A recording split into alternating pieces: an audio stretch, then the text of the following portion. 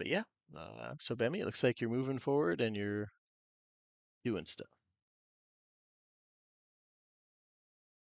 I'm gonna get you something, Okay, buddy. okay. There you It is go. very appreciated. That's about all I can do. Okay, But fair enough. and Yeah, then I'm anything gonna else? move immediately back where I was Yeah, because I yeah, incur no attacks of opportunity. and they do And seem to just hit kind of hard. yeah. Cool, cool. All right, Ludger, what would you like to do?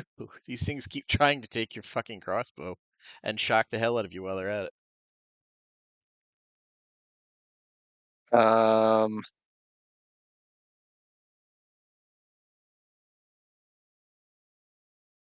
what I'm going to do then, I am going to disengage That's fair. and 2, 3, 4, 5, 6. I'm hoping they will, being slimes, they'll just unintelligently run past some people and get attacks of opportunity. And I believe that's all I can do. And I end my turn. Okay. Purser, what would you like to do? Okay, Purser will just try to refresh myself on what spells I have available at the moment. No problem. Um, and I only have one screen. Okay, so Purser, seeing the void left by the expendable frontliner, he will move in and I will take the dodge action. Okay.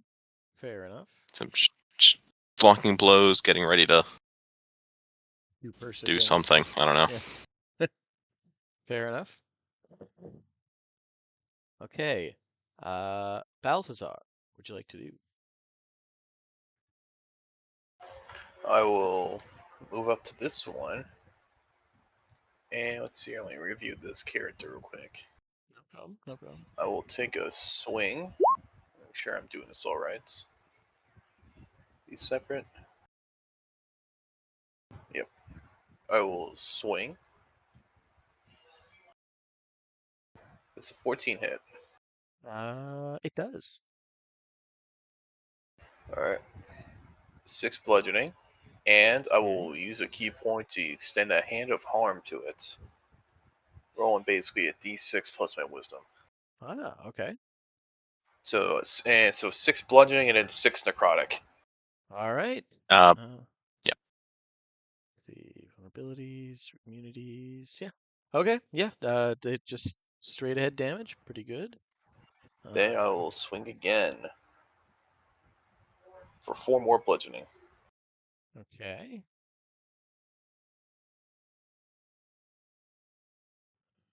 Yeah. As you're just beating on this thing, and it's just sort of gurgling and sparking, but it doesn't seem to enjoy the damage you're inflicting on it. And that will be my turn. Okay. Okay. So it's this one's turn.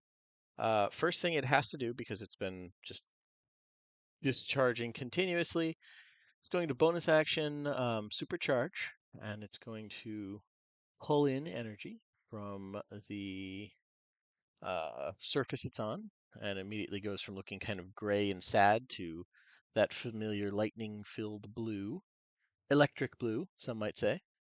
It's like And Gatorade. yeah, a little bit. And let's see. I wouldn't. It's got a lot of lightning. A big source of it just left. How much does it care? I'm gonna do a wisdom check to see what it's gonna reason here.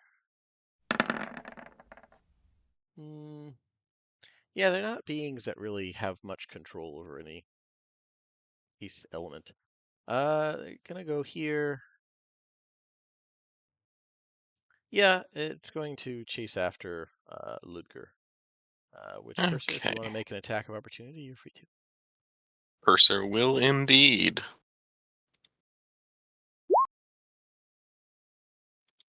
That definitely hits. It's a 19. No, I forgot the damage roll at the same time. It's a 19 to hit for 4.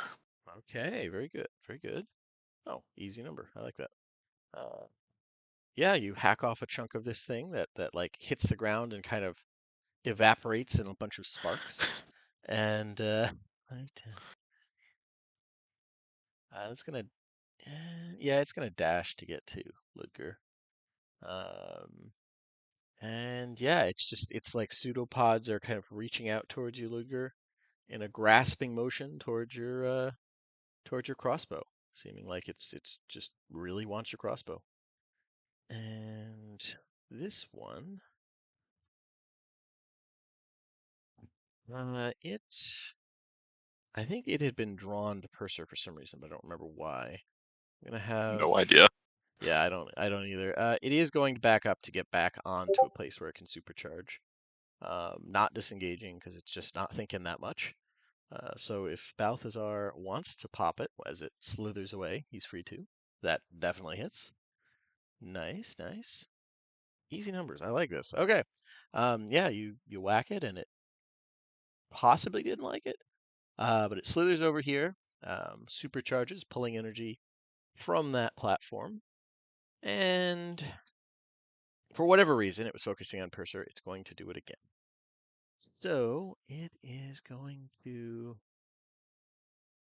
yeah, discharge as just a single. Well, you know what? It would do several, like pencil thin tendrils of slime reach out towards you, Purser. Mm, And I need Attack rolls have disadvantage if that's the case.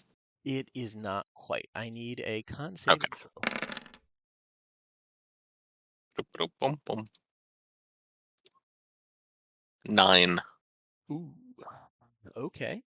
Um, as you as you are dealt 26 lightning damage.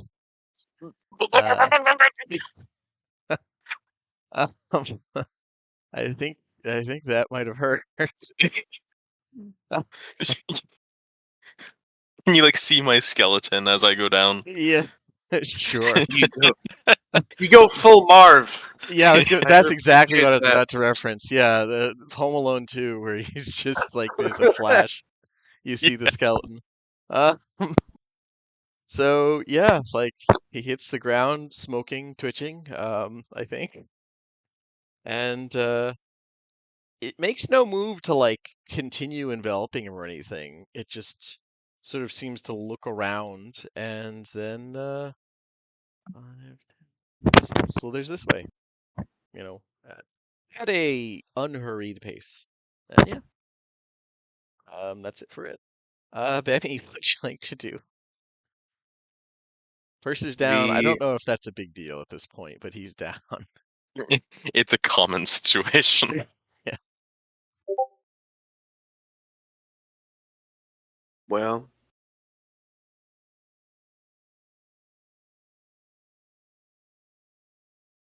we'll put a hunter's mark on the one closest to Ludger, the one that's Okay. right in his.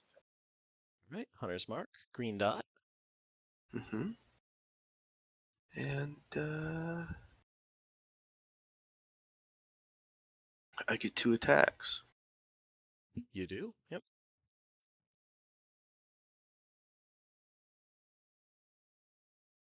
Uh-oh. That's not good. Well, I mean, 24 hits. Yeah. I gotta reload roll 20. Oh, okay. Sorry. That's no problem. On the upside, 24 does hit. You feel like hitting these things isn't that hard. It's hard to make anything really do a lot because it's goo. It's sparky, sparky goo goo.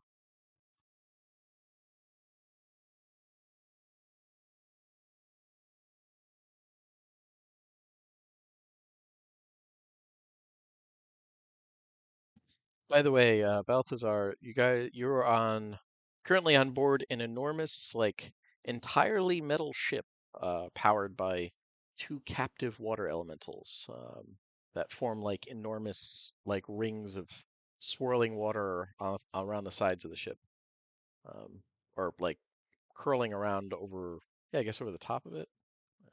There's a picture that kind of displays it in uh, game images. If you scroll up a little bit, you can sort of see the difference between that ship and yours is way bigger and has two of them. Okay. Yeah, that's a lot of damage. I'm seeing 32.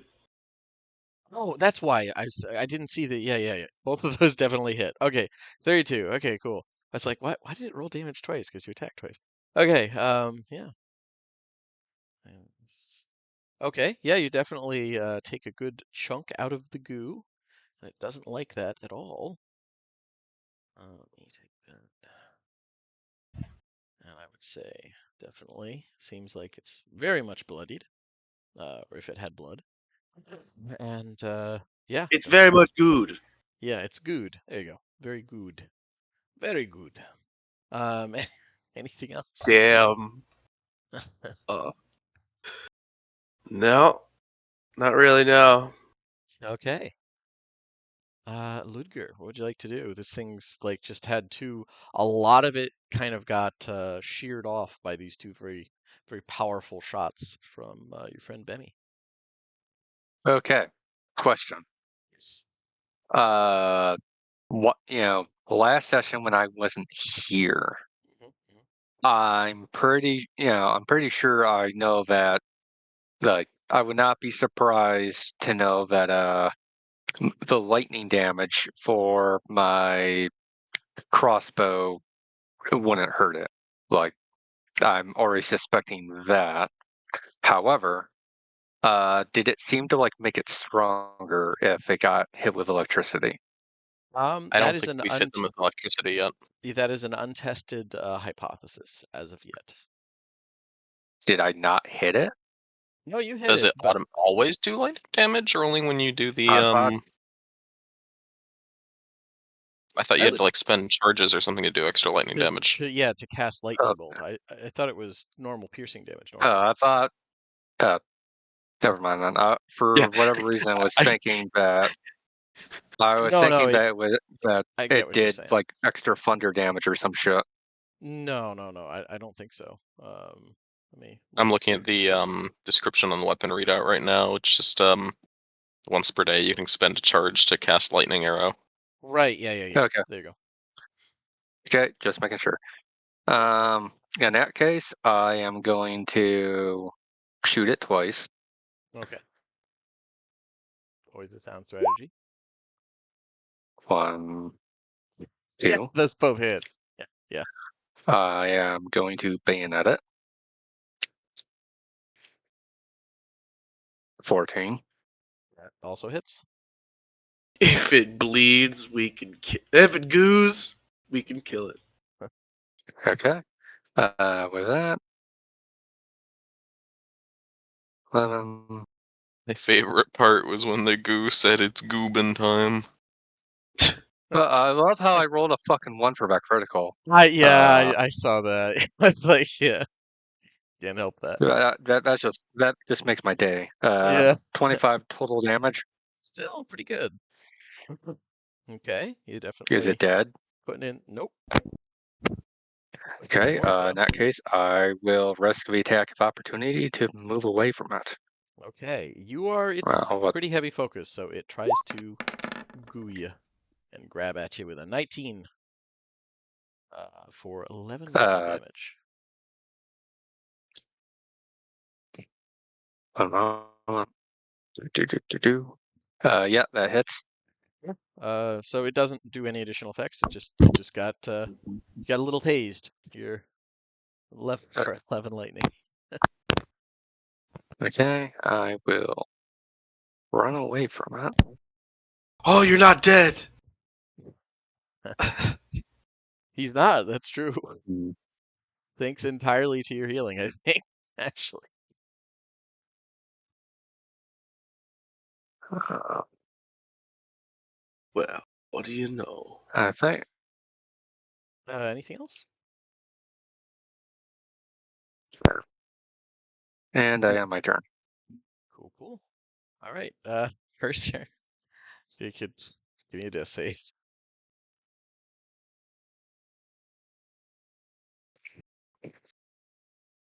Yeah, I get the distinct feeling that the lack of having someone with healing word is going to change the party dynamic a little bit. Yeah, that's be fine. You Purser's don't fine. say. Parser will be fine. Uh-huh. Especially because Dan already, a long time ago, told me his backup character concept. I think like 2 sessions into playing Purser, he's like, I should do this. And he sent me a fucking backup. It looked Is fun. it a healer? We could I don't we think could it's a use one healer, of no. those. Man. Purser, could you give me a death save when you have the chance? You are muted if you don't know. Oh yeah, actually I bet he's working. I mean it's a death save. It's even if he gets a nat one, it's not going to be game changing. Balthazar, what would you like to do? We'll come back to Purser when he's around. Balthazar, what would you like to do? I will start reviewing all this monk shit. Mhm.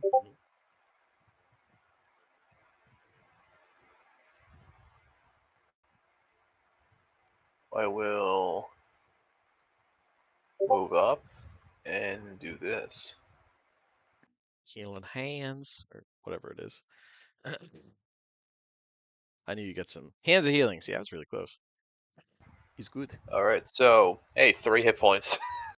3 is all you need, and thus undoing the death save, no matter what Purser did. So Purser is alive. He lives, he dies, he lives again. Um, anything else you'd like to do? I will move up to this one. Okay, okay. And let's see, can't do this again. Does Remember you dodge work on your only on your turn, or it works I believe until your next turn. I So will I will do that and pop basically that to have dodge as a bonus action. okay. I will say you're kind of running by this one, so it might take a whack at you, Oh, but oh no, what I did is I actually yeah mean, that'll you're a work. monk. That'll You work. probably have, I yeah, got I the was gonna say movement. you I have got the the movement. movement, Yeah. so I just figured I'd let you know. Okay, yeah, then it won't take a whack at. I don't think they have 10-foot range. No, they don't. No. That would be crazy. Okay, Okay. yeah, so you're just Yeah. gonna So you just go. start doing kung fu poses and be ready to deflect. Cool, cool. Anything else? Nope, that'll be it. Cool, cool. Hang on, this means.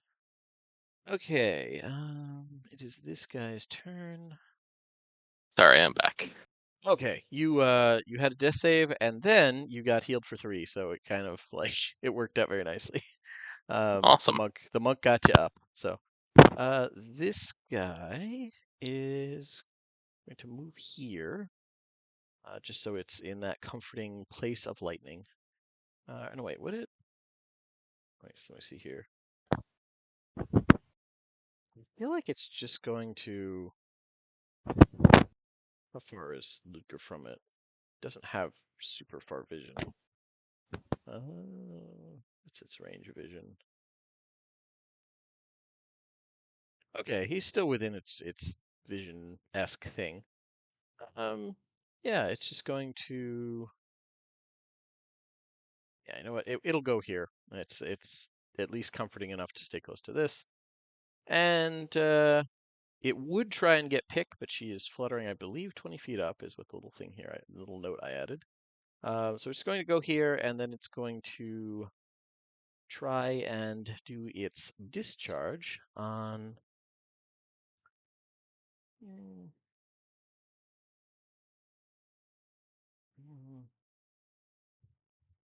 I'm gonna roll randomly because all of you, besides Luger, all of you are kind of are equally valid targets.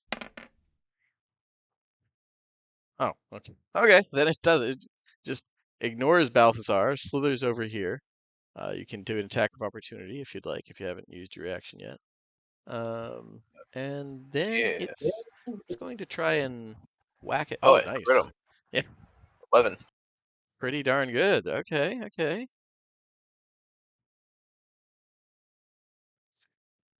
Yeah, and then it's going to start trying to tase Bemmy with some tendrils.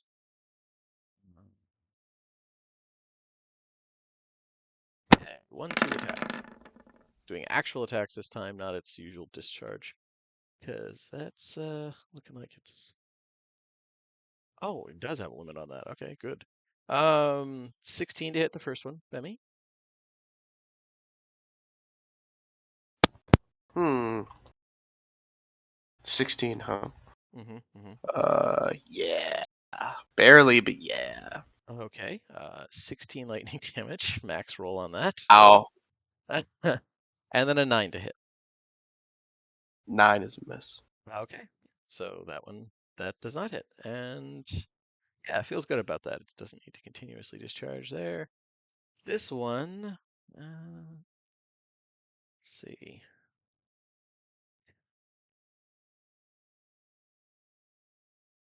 Mm,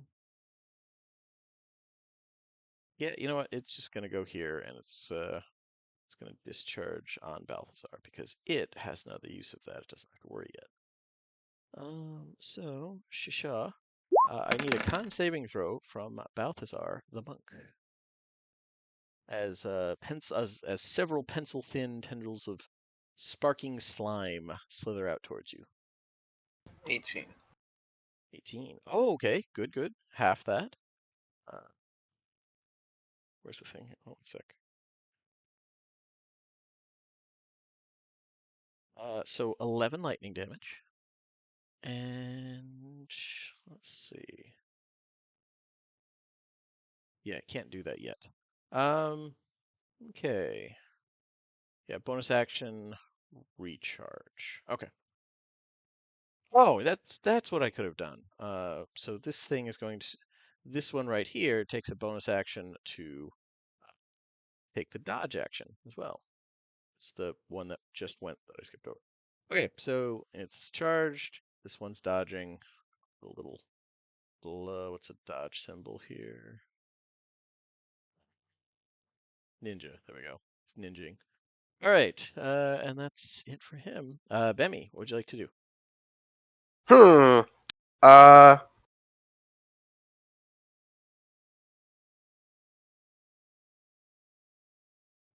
I need to take a step back. Mm-hmm. Do I incur the attack of opportunity? Or do I not? That is the question. It is. Fuck it. I'll incur the attack of opportunity.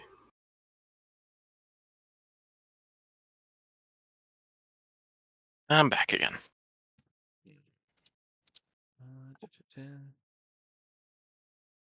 Yeah. Dodge. Dodge, 1 second, I'm looking at it. Okay, waiting to the start of your next turn, any attack roll made against you is at disadvantage. If you can see the attacker, you make dex saving throws with advantage. You lose the benefit. Okay, so you can attack without any issue. All right, so it is going to pseudopod you and try and whack you there, Bemmy. Does an 11 hit? An 11 miss. Okay, yeah, then it does not get you. Awesome. I'm going to attack it twice. Okay. That And hits. I'll expend a charge of my bow. Oh, Ooh, there you go. it happened. You guys are critting a lot here.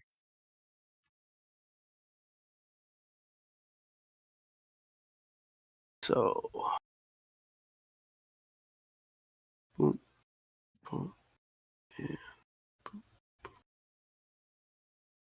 And I think you get an additional Hunter's Mark roll because of the crit. Any roll damage doubles. I'll believe you.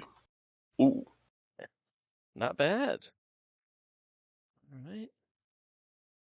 Was he? So Ooh. 31. Oh, okay. How do you want to do it? And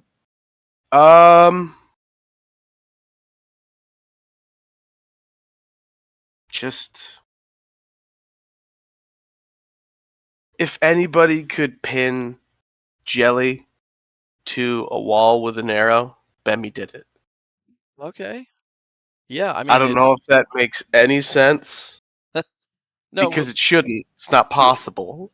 We'll say But your shot like goes. The first one just shears off a bigger chunk of it. It tries to like form up the second one.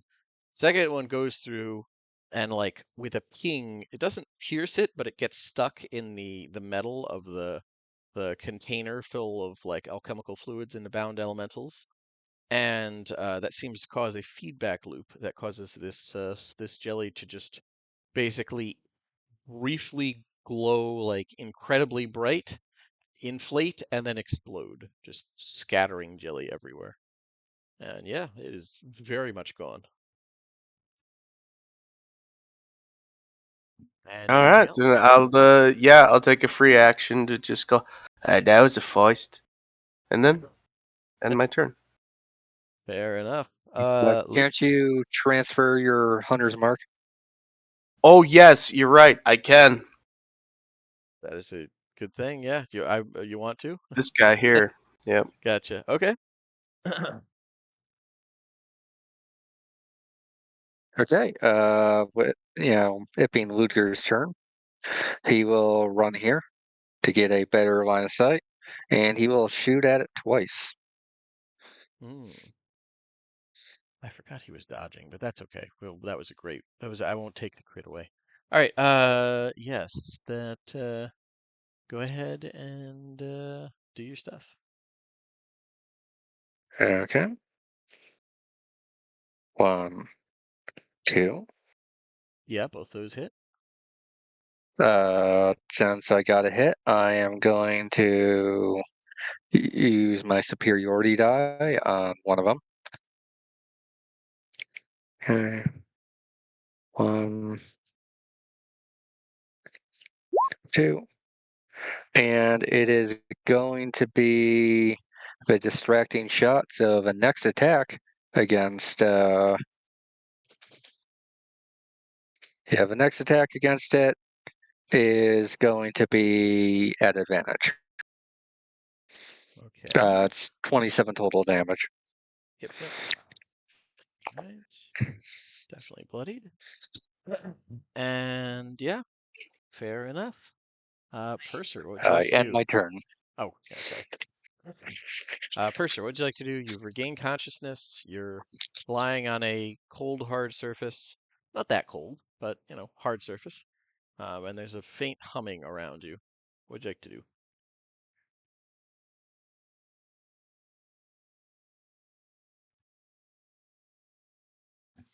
Is Dan muted again? He is.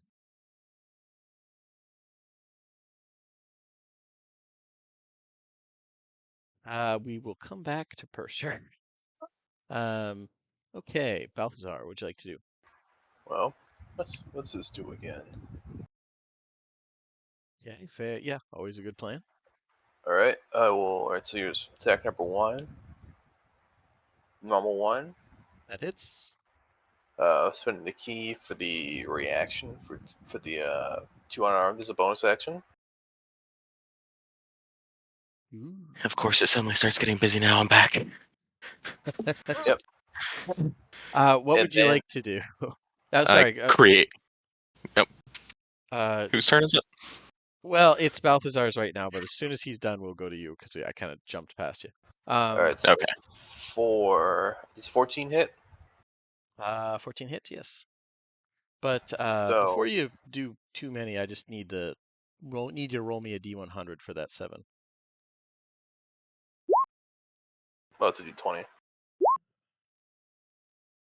1, thank you.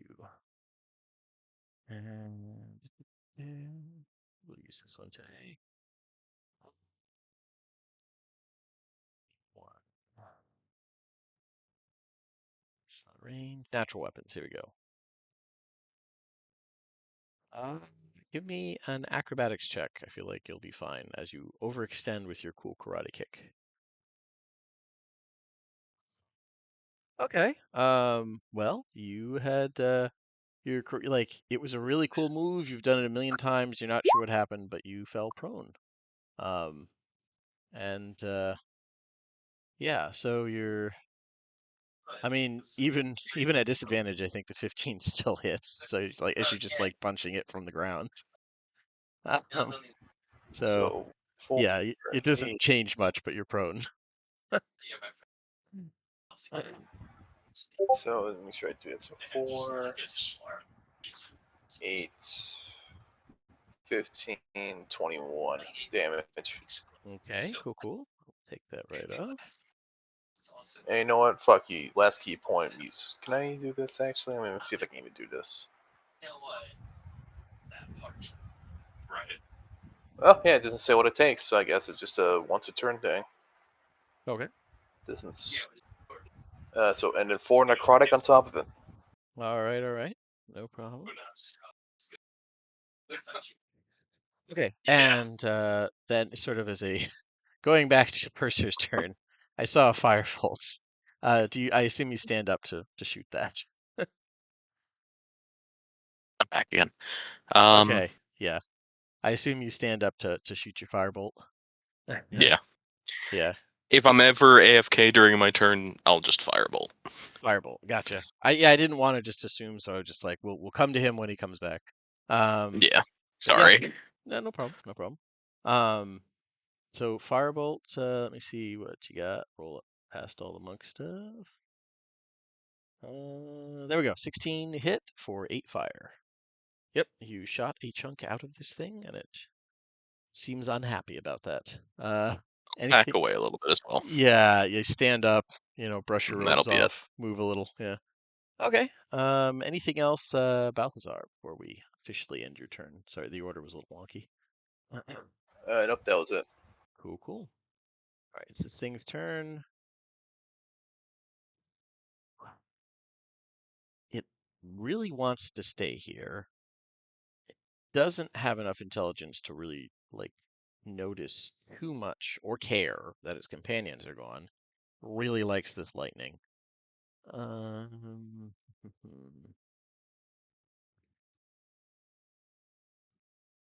you know what?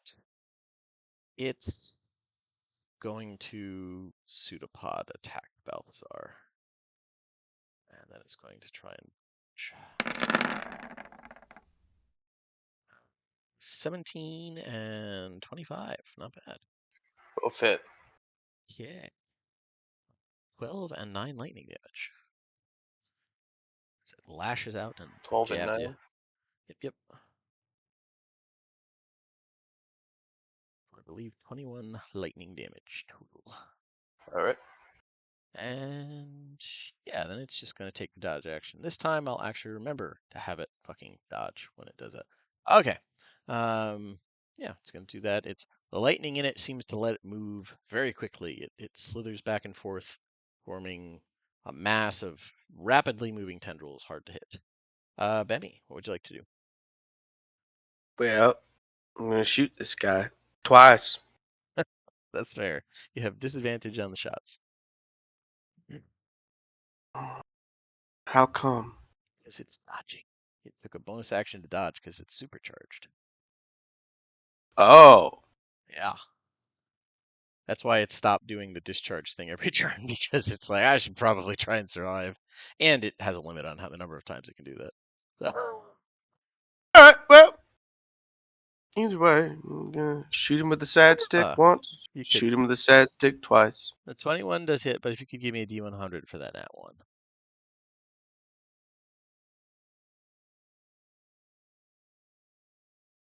Oh, that's fair. Disadvantage. Okay. Yep.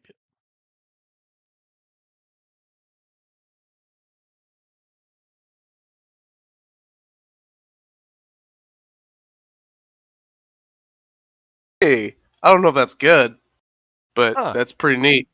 It is. It is. Okay. Let me see here. Which chart am I going to use on this one? Let's see what this one is. Let's use a proper one for this. Okay, there it is. Okay. Skip ahead to 100. Okay. Okay. So using this table, you've got whistles forward, and like it's a very powerful shot, and there's like a ping as it bounces off this, and then ricochets here, and you hear another ping as it bounces off that, and using this to demonstrate, goes here, here, and then bounces back towards you, Bemmy. What's the roll damage on that as you shot yourself? Oh. Wow. Yeah. Wow. Yeah. That shouldn't be possible. It's a But magic bullet situation. but it is. All Yeah. right. 9. You take 9 piercing damage as you shot yourself. The second one hit it though.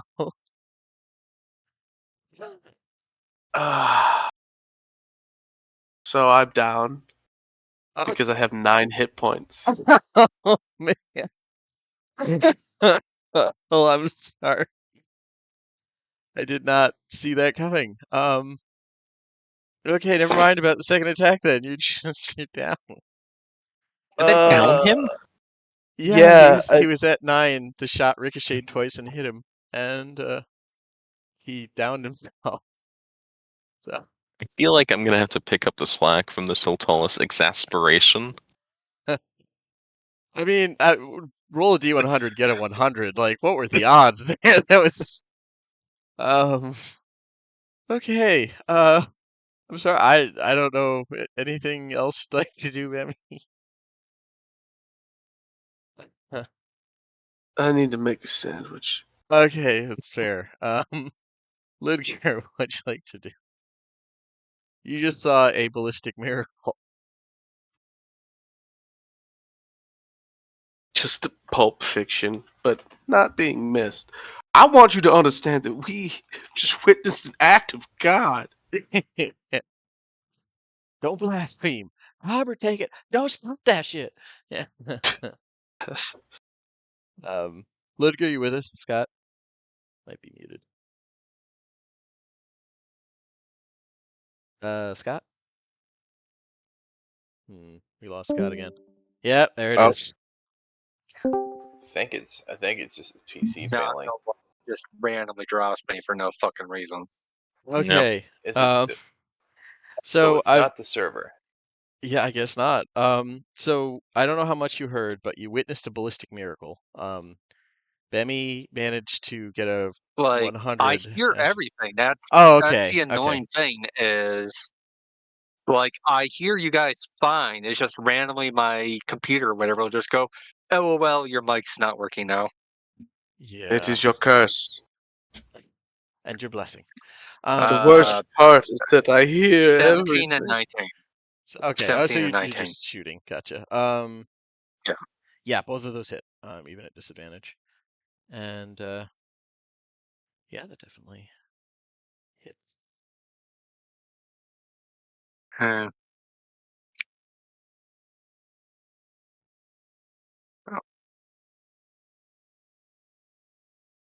and fuck it, I'm going to expend another superiority die.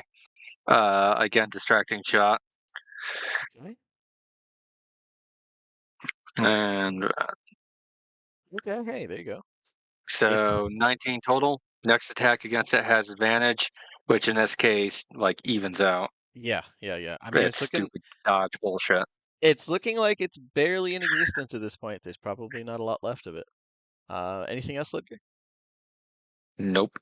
Actually, Oh, yeah. yeah, Fair enough. I am at 2. Yeah. Purser, what would you like to do? Purser raises his wand and confidently strides forward toward Bemmy.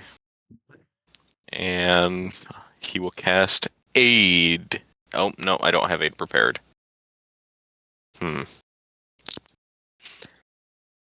I wasn't Smite him. expecting to lose our healer in between sessions. You could smite him. I don't know. I can. Well, okay. You are a I'm gonna So- Templar, give you right? the Silver Flame's mercy. Yeah. So I'm just going to cast Create Bonfire. Oop, that's Ah, a big bonfire. that was a really big one, yeah. Center to center. Come on. On the thing, yeah. Yeah. I will have it do its deck save. It is. I'm assuming it's a deck save, right? Yes. Gotcha. Should have that spell memorized by now. Okay, advantage or no advantage, flat 5. So, how do you want to do it? Then I just raise my wand, flick it in that specific pattern, and a gout of flame bursts up inside the creature, boiling it from the inside out. Yeah, it just like very quickly withers, like continuing to reach out. Just it's very much like kind of goes through a bunch of generally blobby shapes, and then just like with its last energy seems to try to reach out for more of this lightning in this, and it just turns to nothing, and yeah, pretty much evaporates. And you guys are out of combat, and uh uh And I'll rush over and work to stabilize Bemmy. okay, that's There's fair. just an arrow in the middle of his forehead.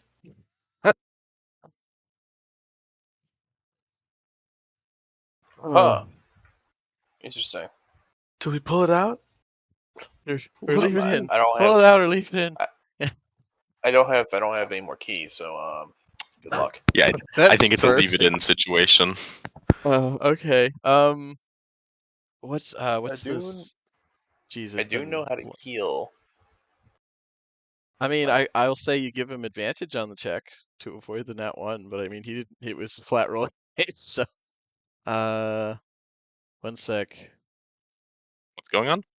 I'm just looking Drives up arrow medicine kits. further into It's DC skull. 10. Yeah. Okay. I was. Yeah. Okay. I wanted to make sure. It's been a while since I've seen it. Mhm. Yeah. So you're able to stabilize Bemmy. Um, I'm trying to think of how. You know what? We're gonna say that you're confident that like.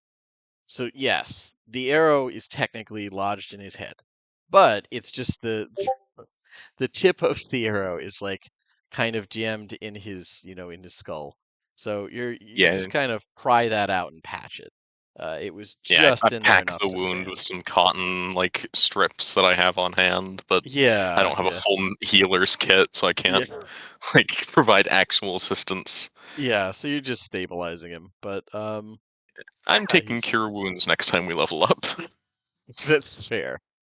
But yeah, so Bemi is not dead or dying, and Uh, would you allow a spurt of blood as to land on your beautiful coat as you do this?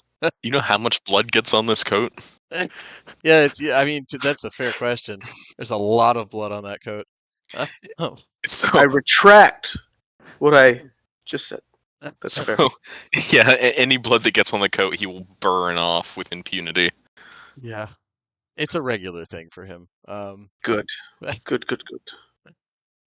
You have yeah, noticed he likes fire. You you don't guys. say. The sun is just starting to rise here as your drow companions across the way finish their job of downing the two strange slimes that were attracted to the crane. Neither of them look all that injured. It definitely took some lumps. The like the the equivalent of I guess she's the equivalent of like a mage, right? Uh, she is not looking great. She definitely took some like shocks. She seems to have a tremor, but the other two are looking okay. And yeah, they come over to you and check to see if you guys are okay. They look like a little surprised at how fucked up these things were for you, but at the same time, they they didn't, they didn't see stuff. So no one saw Bemmy shoot himself besides the party. That's the important part. They probably Uh, get over just in time to see me pulling the arrow out of his head, and they may be smart enough to realize that these slimes did they not don't have have bow and bows. arrow. Yeah, I'd say they both probably are, but they won't comment on it. But yeah, other than that, whoever's rest it was goes by uneventfully, and the day begins.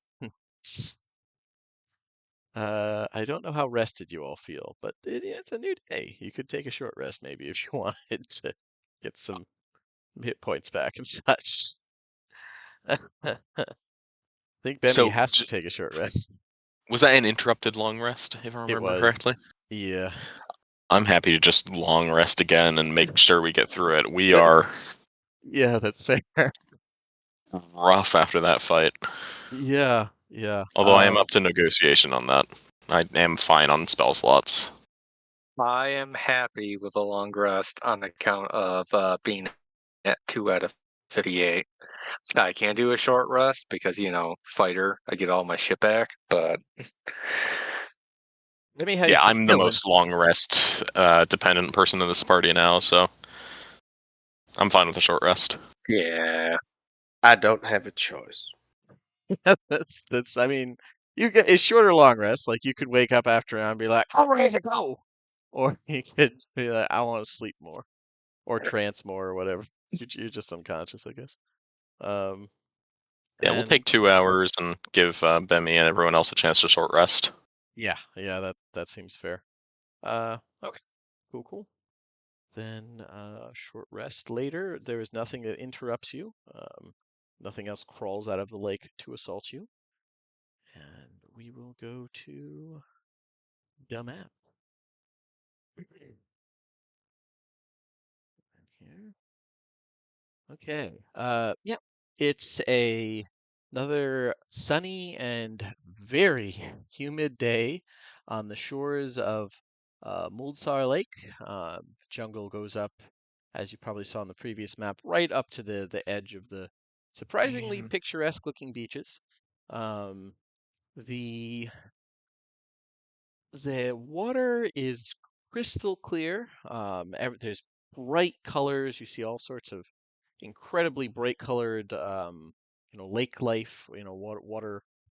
Water creatures swimming along. The fish, like everything, seems very brightly colored. Most of the plants along the shore are vibrant. Um, it's just very pretty. Um, Hmm. but given what your one guide sort of mentioned, or I should be more specific, Lady Wayrobe mentioned about the lake. It's apparently kind of known for everything is poisonous or venomous or some combination therein of. Um, and that's the prevailing theory is that's why the Gwynedd clan is so good with poisons. Technically alchemy in general, but what they're kind of known for is poisons. Um, it doesn't help also that they just tend to dump their spoiled potions or unsuccessful experiments into the lake. So that has apparently caused some mutations among the lake life. Fascinating. That sucks. But it is very pretty. Just one of those things where maybe the colors are a warning as often as not. But yeah, I'd say after 2 hour break, about 7:30, when you guys are ready to get going once again. The ship's at full charge, so you could, if you wanted, you could get almost all the way back to Mishann, or really, I mean, it's a river, so not a lot of options, but you could easily head to Gwynedd Cull, the clan hold. It's only about If, 20 miles across the lake. if I remember correctly, our plan was to disembark and approach the city on foot.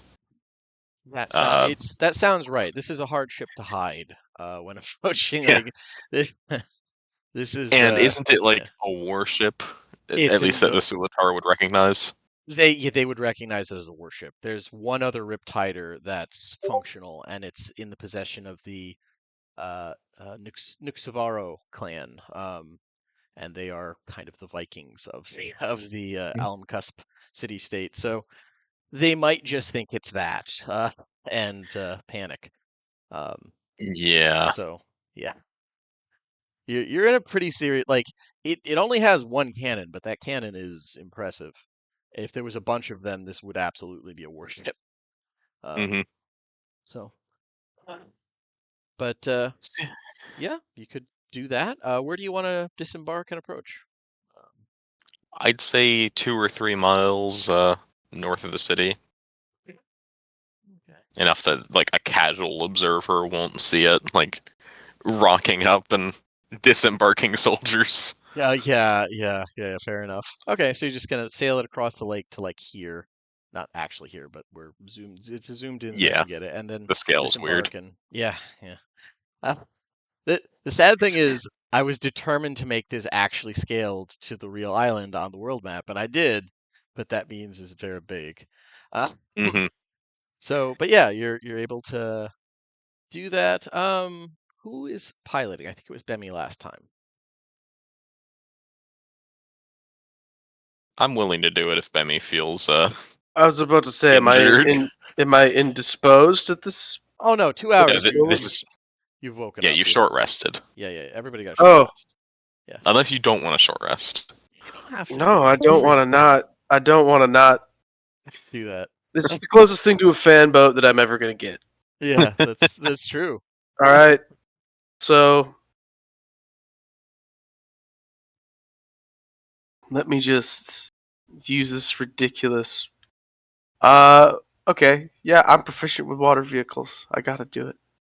Yeah, I mean, this is just for like how good you are at it. It's a pretty easy thing to control, but yeah, Yeah, skill checks are mostly for out of the ordinary things, like driving it down rapids or in a battle or something. yeah. Like Like Purser can handle just driving it across a lake. if you Uh, want to roll for it, you can, but you don't actually need to. This is just for like no, how I how good. do. Okay, I cool. do. I do because I could look so stupid doing it. It'd be hilarious. Also, you could like masterfully handle this thing. That's true. Perhaps we can. Okay, let's see if this works better. Hey, I switched to my Ever computer. even Cool. if it was a disadvantage. Yeah, I mean it's not. Yeah, you're able to honestly you maneuver this very well. And you part of it is you spot a couple fishing vessels and with a speed and agility that is still probably unsettling to anyone who knows anything about ships. Like you're able to have this vehicle pull maneuvers that would look out of place in like a video game. This is just you're not bound by normal boat laws at all. Yeah.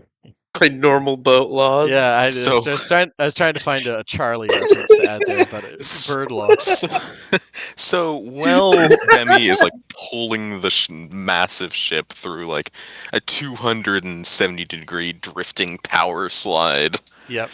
Purser is hanging off the side, just projectile vomiting. Which is That pretty is dramatic because we established last time like the inertia dampeners on this are to giant standards. So like there is no actual sense of vertigo here. It's just no, the he's just sight. motion sick, Y- just because the world is spinning around him. Yeah, that's fair. Yeah, so you're able to completely evade any of the fishing vessels seeing you, and in the process, like slide over, part of what was probably like a buried, a half buried rock or something, narrowly missing it. Just all kinds of cool maneuvers, and you perfectly pull into another little natural harbor. Um, or at least pseudo natural harbor. It looks like it's maybe used occasionally. There's like signs of people tying off there, but probably not for anything official if they're uh, docking this far out. But yeah, you hop off the ship. You've got a 2 mile little hike along the shore, or just through the raw jungle if you want to do it that way. However you want to approach. So Purser drops down onto, I assume it's a sandy beach. Yes, yeah, it is. Just drops down on the sand. He's still like wobbly, trying to like look in a straight line. Everything's spinning. That's fair. Please, Bemmy. It So was he takes very a moment impressive. to. It was very impressive, but It was awful I would have too. liked to see it from the shore. Yeah, yeah, yeah. But yeah, Like I like watching the 5 wins. I don't want to be in it. yeah. No, I get you. But Bemmy yeah, has completely and totally disassociated and hears absolutely nothing you just said. he's he has reason to be proud. That was awesome. If only Mima could see you now, and then you remember she probably can. But Yeah, giant Oh, like she's just watching you like hooliganing around in a fan boat instead of doing actual work.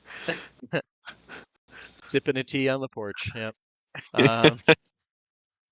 Um, what's does anybody else have opinions about how to approach Gwynedd Cull, the clan hold Purser's all for just walking straight up. along the beach?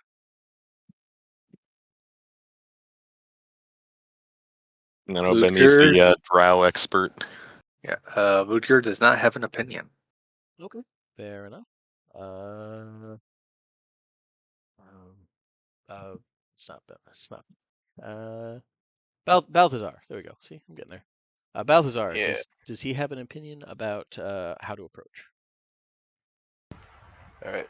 Oh, just make sure I got all the information correct. We are approaching what again? So you're approaching a clan hold, which is, I think, a large town, of a clan, a drow clan that technically is allied with groups that are hostile to you, but the hope is that this particular clan would be willing to break away from that faction and maybe even be your allies. So basically, the rundown is a bunch of Sulatar refugees showed up to our colony town and wanted to live there and asked us for help. They gave us a rundown of the story from their perspective, but Purser's and I think Sultalis' thinking was that we should just go and talk to the other Sulatar and actually figure out what's going down so that we have multiple perspectives.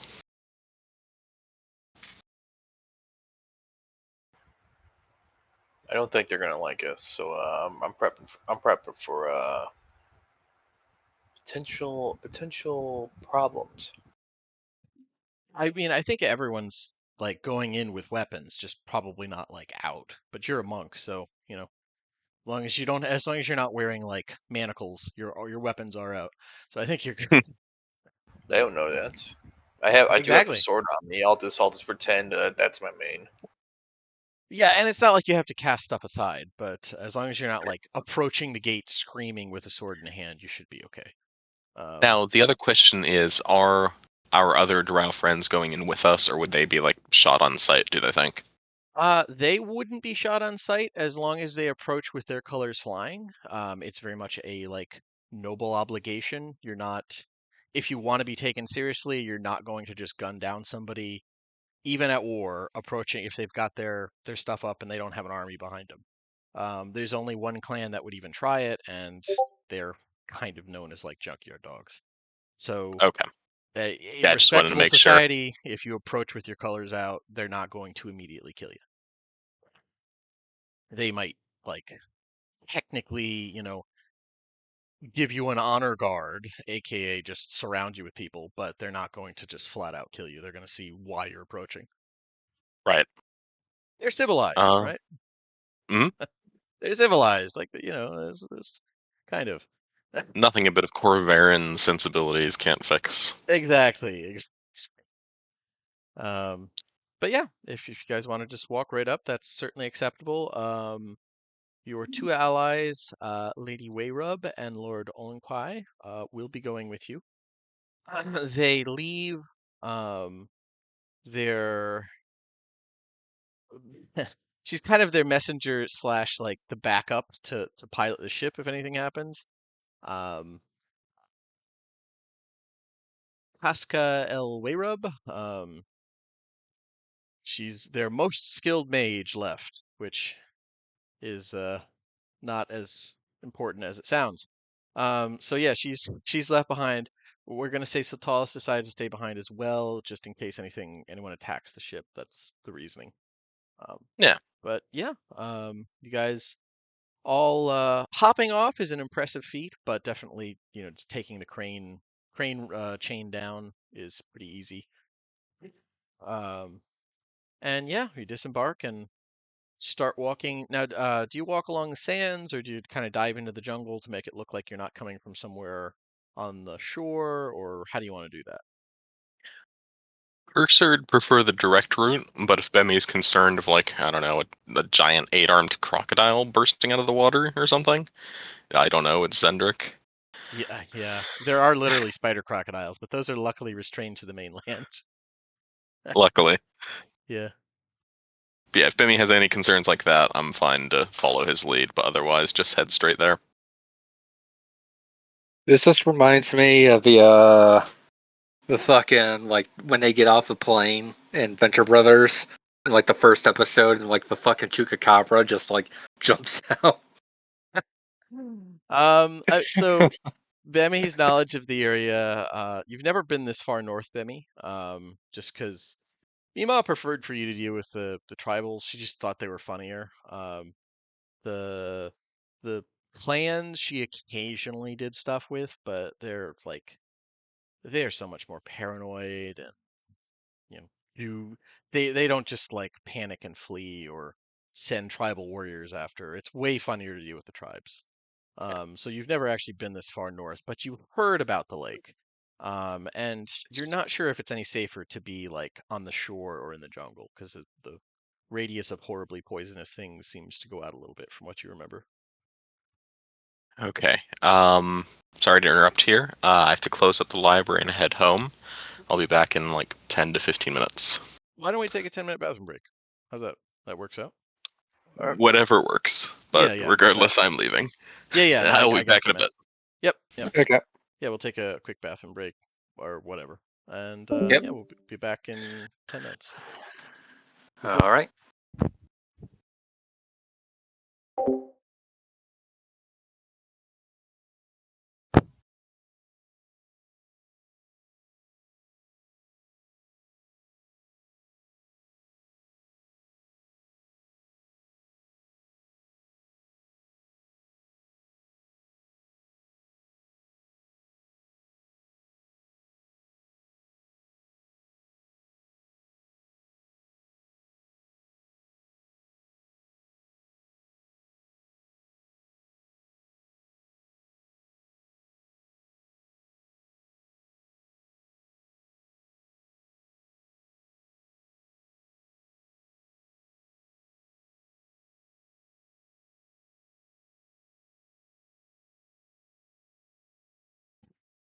Oh, nice. I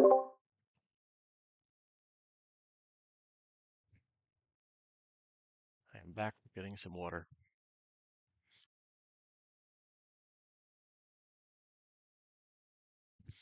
Oh, have you had any issues with your switching computers there, Scott?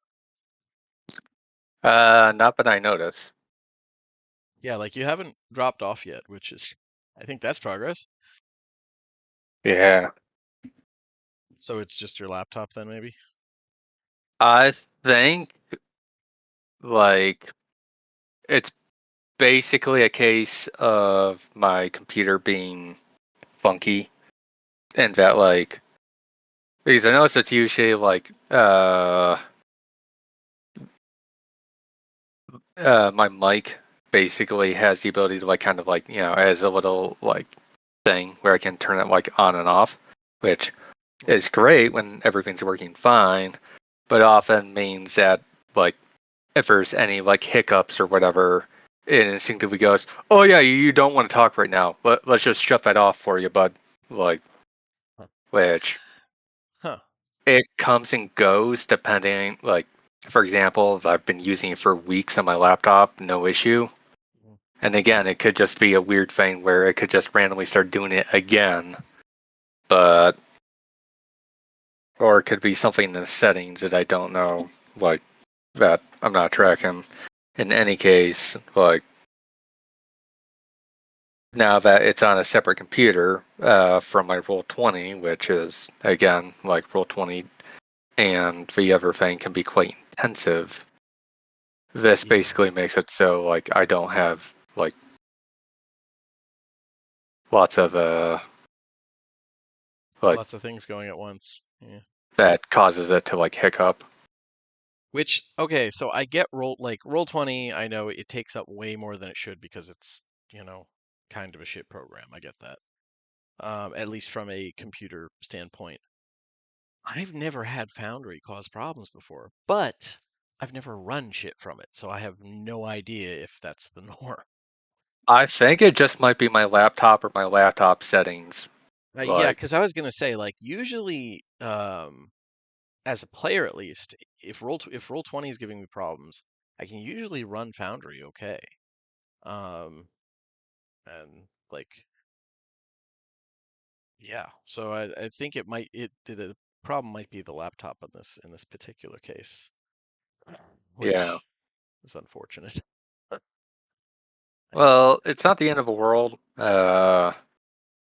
It's annoying. I'd rather have everything just in case there's that weird thing where I need to share something or whatever. Mhm. But on the other hand, like Discord's, and I'm wondering, like, uh, another thing I could try. I'm not sure.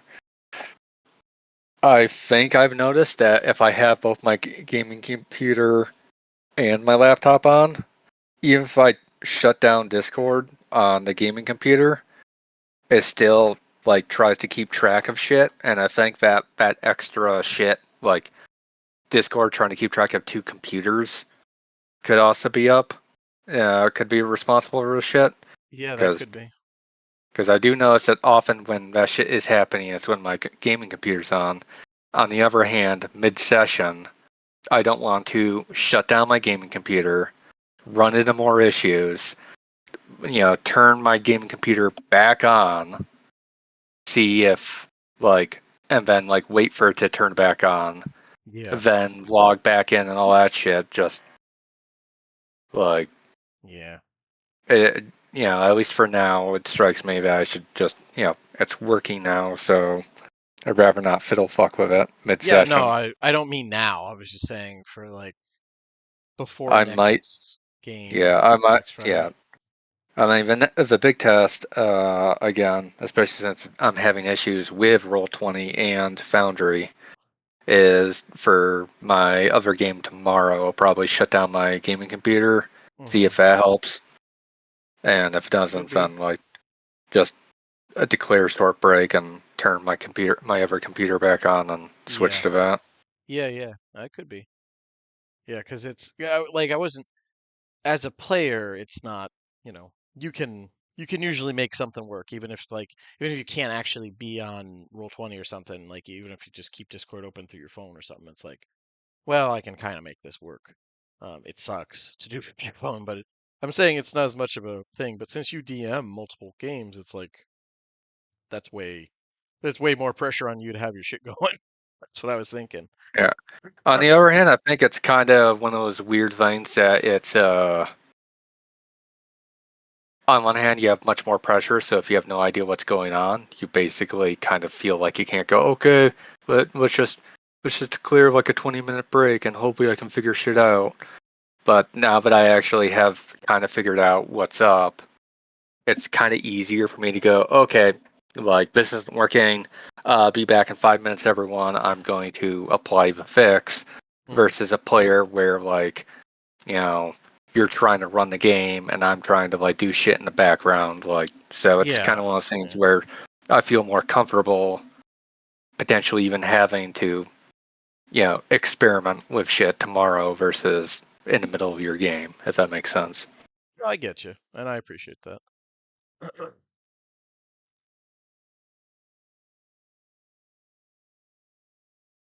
I will say it'll be interesting we managed to get our session 0.5 done with and have everybody kind of like starting to step into their shoes and stuff, except the person who was who couldn't make it. But it'll be genuinely interesting to like. I'm not anxious. I'm just like sort of looking forward. I was like, I want to see what Pathfinder's combat looks like from a player's perspective because I haven't heard like I've heard good things about its design. I've heard nothing but good things about its design. But all of but like and this is all from Pathfinder First Edition.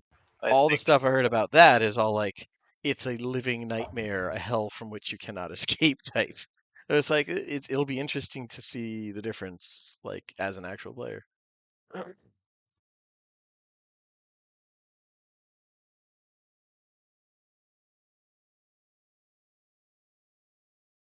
we shall see. Plus, picking up a gunslinger as your first is definitely gonna add a lot more shit to the fire. Yeah, but that's kind of why I'm like I'll play it here so I get the how do I shot web moments out of the way, and then like hopefully I'll be a little more prepped when we go back into the Goblin Queen game. So I'll at least have an idea of what the fuck to do. The three action economy is I don't dislike that. I will say I like the simplicity of like, okay, 25 feet to move, that's one of those actions. Attack once, that's another. Um, and then I'm sure there's other actions, but those are the like baby's first steps type shit that I need to know is move X distance, one action, attack, another action. If you want to attack again, it gets harder. Um, eventually, I have to look into like what dual wielding does to that. I know you won't get another attack because the whole thing is built off. You have limited attacks, but if that changes the accuracy It's or something like that. it's swing. It's depends on the weapon, Mhm. but typically you swing with that other weapon with the multi-attack penalty. That's why when people duel, usually duel with a dagger because daggers have a -4 instead of a -5 to attack. So if they do dual wield, they usually use the dagger, Hmm. Okay. Well, or oh, they and just swing. I should have a sword in one hand if I'm doing drove correctly. So, but I don't remember if I was gonna mess with that.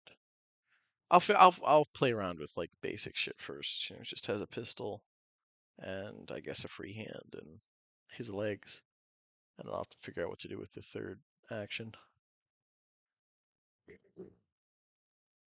Attack, move, do something else. Maybe attack again. I don't know.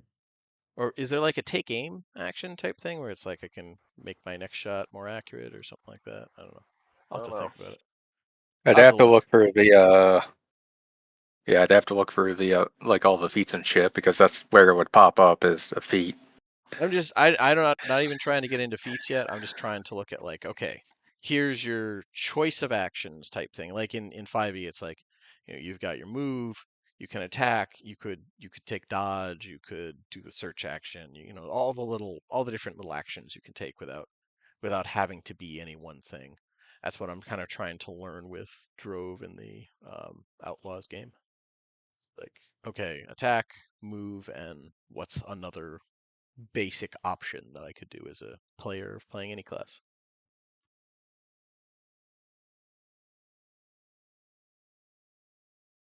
Because I notice I tend to get confused about shit if I don't get the basics down first.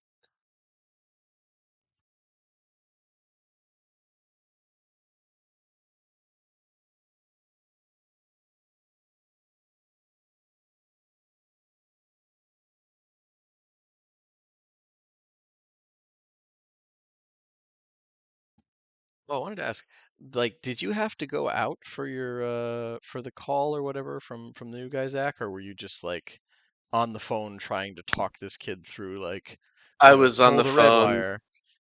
basically like, okay. He's like, oh, it's not down. It's working. It's beeping 8 times. All right, if it's beeping 8 times, it's a problem with the gear motor. Take off the front cover. Okay, awesome. All right, 2 plugs in the upper left-hand corner. Yep.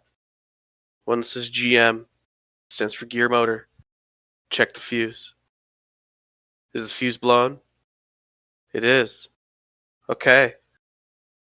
If you look in a little baggie that's right underneath it, there's a fuse. There are fuses in there. I put them there just in case that this would happen. I eat Put these, in a right? new fuse. Put in a new fuse. Close it up. If it blows again, give me a call. No call. There you go. Zach, the tech support guy. I honestly never pictured you in that role as a non-enraged figure. Kudos on you, though. I do not have the patience to do anything like that. Even if I know it Well, really well, I'm not a good person for that stuff.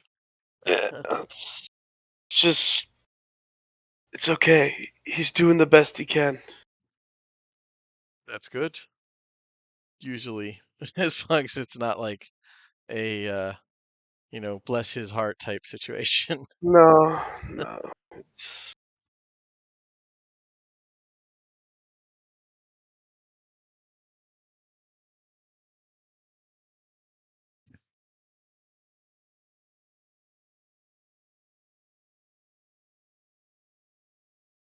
What is this? no. If it were Private Shervy,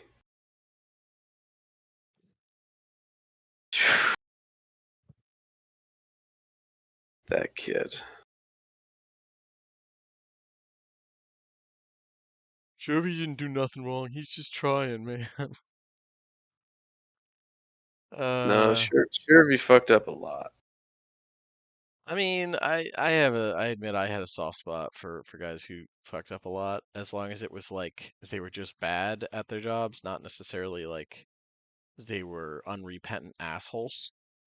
Because I was really bad at a lot of shit initially. Like I got better about most of it, but like I had a soft spot for like, yeah, he's really bad at that. It's like, all right, This well, kid was just a get him dirty through it. bird, man. He was a dirty bird. Yeah, that one I like stuff like that's personality. That's like, buddy, I know you know how to take a shower. Like you're not bad at it. You're just not doing it because you're a He had fucking asshole. Like, so many pizza boxes. So many pizza boxes. I'm assuming he lived in the barracks, right? Oh yeah. So And the dumpster's right fucking there, man. Like there's nothing like. when they told him that he needs to clean some of this up, he took boxes which in Sharpie had his name written on them. He goes to the laundry room and puts them behind the dryers and washers because he doesn't want to go downstairs. See, shit like that is why I instinctively avoid having to manage people, like especially young guys, because it's just like, What? oh my fucking god, like I yeah, didn't know that was a like that never would have crossed my mind as a valid choice. yeah, because there's no, yeah. I mean, obviously that's not a fix of any kind. No, it's not. It's No, I really not. I had a roommate who just put dishes away dirty, like not because, oh shit, I'm getting a room inspection, I need to hide these. He would just leave shit in the sink until it got to the point where it was unbearable, and then he would just shove it in the fucking like the cupboards, like completely food encrusted, moldy, like it actually kind of gave me a cleanliness thing. Like I freak out if there's like really filthy shit in the fridge, like it just or I even it's, you know understand. what, it's not even if it's really filthy because nobody likes that. Like even food that's been in the fridge more than like 3 days bothers me because like I lived with this fucking abomination of a human being. Like I Yep. don't know where the fuck that shit comes from, but Everybody has that one, roommate that's just bad. For me, it wasn't like food or dirty shit. It was the guy that basically destroyed my sleep schedule for like a good several months on account of the fact that on one hand weekends were good because he would just like go to his dumpster fire girlfriend, but during the week, like every night, there's a 50% chance of him getting on the fucking phone and like having an emotional fucking breakdown over like some relationship drama at any given time. So I'm fucking trying to like sleep or what, and eventually I just like this guy did this shit often enough that I literally had to become fucking nocturnal to like because there was no, I wasn't fucking sleeping with him doing this shit. Like, See, I'm hostile enough. I would have bought a cell phone jammer and just put it in my fucking room, like up on the wall between us, and just been like, no, I don't know why you're, damn man, it's a shame. Every time your Oh, conversation lasts longer than 10 minutes, it's like it's weird. It just drops off and you can't make it work. That's why. you were a lot nicer than I was. If that was me, I would have started fucking with him. No, I When he's having his call with his girlfriend crying, I'll just put like fucking porn in the background, so he just thinks he's fucking another chick in the background. Yeah, yeah. no, it Uh, stuff. It was basically like I don't know, like half the times it was him like, don't leave me, like, like that shit, fucking nonstop. And I guess it's one of those things where I'm not super confrontational and shit, and I don't want to Oh, fucking make the shit worse. I did that to a guy in So, high but school. A guy kept doing that next to me in fucking lunch. I kept telling him, "Can you fucking like cry in the bathroom or something?" God damn, I'm trying to. So I just started just fucking with him. So whenever he started crying again, I'll just play "Bitches Ain't Shit" by Dr. Dre. Not that his phone picked it up. there you go. That's a solution. Also, I welcome had back, Daniel.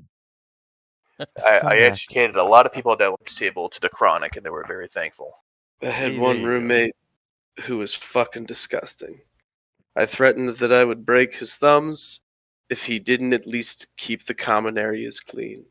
What he did in his room was his fucking business. If Yeah. he wants to be a disgusting piece of shit in there, that's fine. But if it spills out into my life, I will make you regret ever being alive. Yeah. Sadly, that's I feel like the military kind of like numbs you to threats against your life because they're like, well, one, I know I didn't actually care. I was like, oh, thank God, if someone threatened to kill me, and and two, like I had life threats just like walking into work, so it was not that like it wasn't that big a deal. It's like no, but I was serious. They were too. Like that's just existence. Oh. Anyways, good old 18 Fairborn Corps. yeah.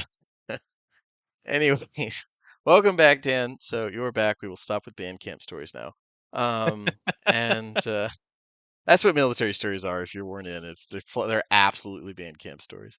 Yeah, I know. But yeah, you guys have disembarked onto this pristine-looking white beach, beautiful tropical flowers, occasional splashes and stuff in the water ahead of you. And yeah, it's just a 2 mile walk along this tropical lake beach. The water as it washes up feels for anyone who gets splashed or whatever feels almost bathwater warm. It's just maybe not what you'd hope in a tropical climate, but yeah, it's very picturesque.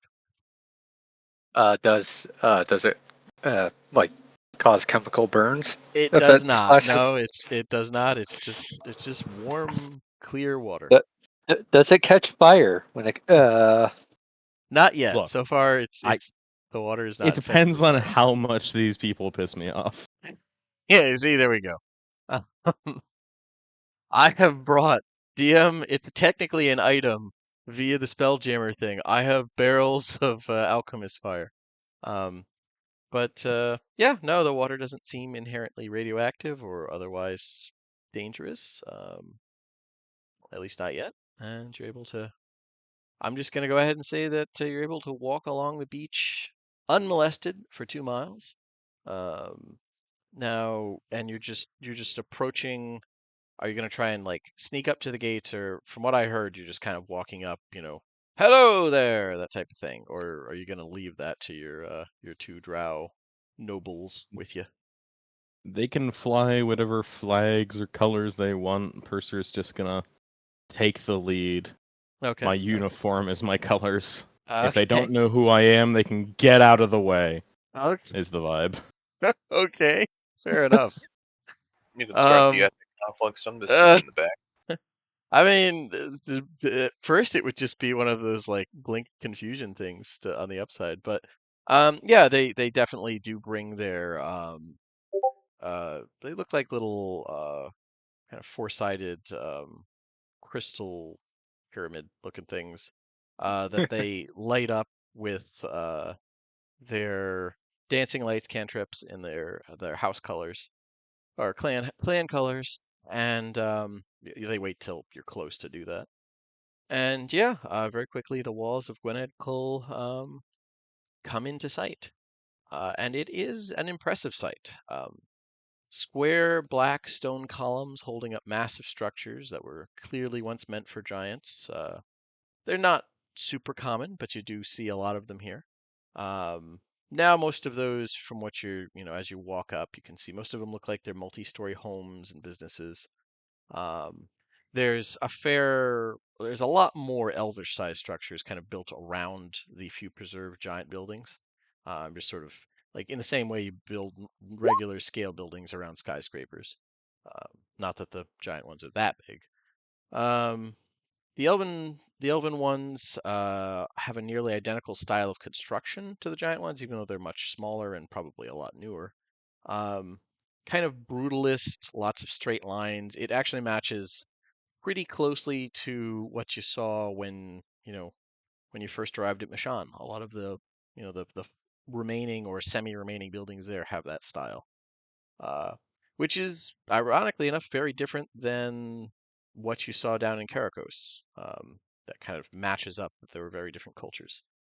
Um, but only about half of the clan hold is actually constructed on land. You see as you approach it, like outside the walls. Good to know. Uh, the rest is built atop floating wooden platforms that extend out onto the surface of the lake, tethered together. A lot of them have crops growing in them, but it just looks like that's how they built a lot of things. Uh, let's see, would Bemi know this? Bemi probably wouldn't know this too much, but Pick would have heard it from other people, from other Thrycreen, from the other islands. That is a very common lizard folk style, is they sort of build kind of floating cities in the swamps and lakes across the islands when they can. But it looks like yeah, about half the city is built to that style, or at least with a lot of influence there. Um, while it isn't a big settlement, the clanhold looks like it could comfortably hold at least 6,000 or so people within the walls. Um, But even out here, as you're approaching the one of the gates, you can see through the gate that it looks really empty. Like streets with only like two or three people on the entire street going about their daily lives. It just looks like a ghost town. Um, there looks to be a lot of ships docked, probably over a dozen. And beyond that, a fair number out on the lake fishing. The majority of them are painted in the same colors, dark green, light blue, black, and purple in various mixes. Although you see a few other patterns mixed in. Um, but yeah, you're walking up towards this gate, and there are definitely some drow on it that they're not going to point siege weapons at a group of travelers, but you do see armed and loaded siege weapons along the wall. Um, some drow with various ranged weapons to kind of point them down at you guys as you approach. One or two with like staffs. And yeah, at a quick yell in Elvish. It's not an immediate identify yourself because this is a trade gate. There are some people coming and going through it, but the fact that you're approaching with colors out for another clan, and behind them, or I guess in front of these two drow nobles are a group of very obvious outsiders. You guys stand out pretty thoroughly. So there are some shouted questions, to which Lady Wayrub and Lord Olenquai yell that they want to request a meeting with the High Lord Gwynedd. Yeah. Yeah, did you guys want to add anything to that? Set off fireworks, take cheap shots at the guards, anything like that? Nope, Purser's just gonna stoically stare them Kind down. of hearing. I'm kind of the sent in there last second, so I kind of don't know what I'm doing. So I just nod my head. Okay, no, I just checking. Yeah, I get that. Bemmy is very quiet. Yeah, like Bammy, you Ludger get. will Yeah, go ahead. do the like classic, like just take off the hat for a bit before putting it back on as a greeting. Okay. The Yeah, mask stays they're impressed on. by that. The mask stays on. Okay, fair enough. Uh, let's see. Yeah. So there's definitely some So I think I would discussion like to happening. add, I believe that Bemi is the only person in our party that knows, or apart from Pick, who speaks No, Elvish anymore. Ludger Ludger speaks has it. Elvish. Does Lidger? Okay. Yeah, yeah. No, So it it's was just part of the Purser is whole the odd one out. backstory. Okay. Yeah. Yes, I guess And it is. so do I. Yeah, so it's just Purser. Okay. But Purser, you Yeah, I was have just comprehend languages. What do you need? What do you need that stuff for? I'm just exactly. I'm just imagining like Purser dropping the sneering imperialist lines from New Vegas. If you're Doesn't too dumb to Uh, speak my language, you're too dumb to I forget the rest of it. But it's go yeah. deal with this. Go deal. Joshua, go kill General Gobbledygook, or his name is. No, Yeah. he's understanding of their limitations, but Yeah. like he's not going to waste time learning a language when magic can solve that problem. Exactly. Yeah, that'd be silly. Cool. So, yeah, there's definitely some looks just kind of trying to take you guys in as a group because of the things the people at the gate expected to deal with today, it was not a like group of the two I will say rebel clans with a bunch of very weird looking obvious outsiders. Um And like you do have to wait there about a good 20 minutes as like you get the feeling it's just kind of getting kicked up the chain of command. No one wants to bring this to somebody. But eventually, a group of four guards armed with spears, a lot of flasks at their side, do come out and they say in not we'll say somewhat respectful tones, although there's definitely an edge to it that they are willing to take you to the Gwynedd estate to speak with the High Lord. Strictly speaking, it seems like this is an honor guard because you are people of import, or at least the other drow are. They don't know who the fuck you are. But it's also to make sure, you're not here to, I don't know, cast the shatter on every wall or something. Um, but yeah, if you guys are willing to go with the armed guards, they'll take you to the Gwynedd estate. Okay. Okie Um, dokie. Yeah. yeah. So as you guys go through, a lot of the drow on the streets are dressed in a stylized robe of various colors. Um, Jewelry is pretty common. It just none of them look impoverished or particularly down and out. Although the amount of jewelry varies. Nobody has just plain undyed like woolen garments, but some of it's a little more elaborate than others. There are a lot of lizard folk here, almost all of them wearing a distinctive metal band around their necks. Some of these bands look to be made of fire bronze with blood glass stone set into them, while others look to be made of silver. None of the bands have any visible clasps, although some of these silver bands do have small decorations like shells or polished stones added. Uh, as you guys go by, whoever speaks / reads giant, you can see that some of the markings in these bands are numbers in the giant numerical system. Hmm.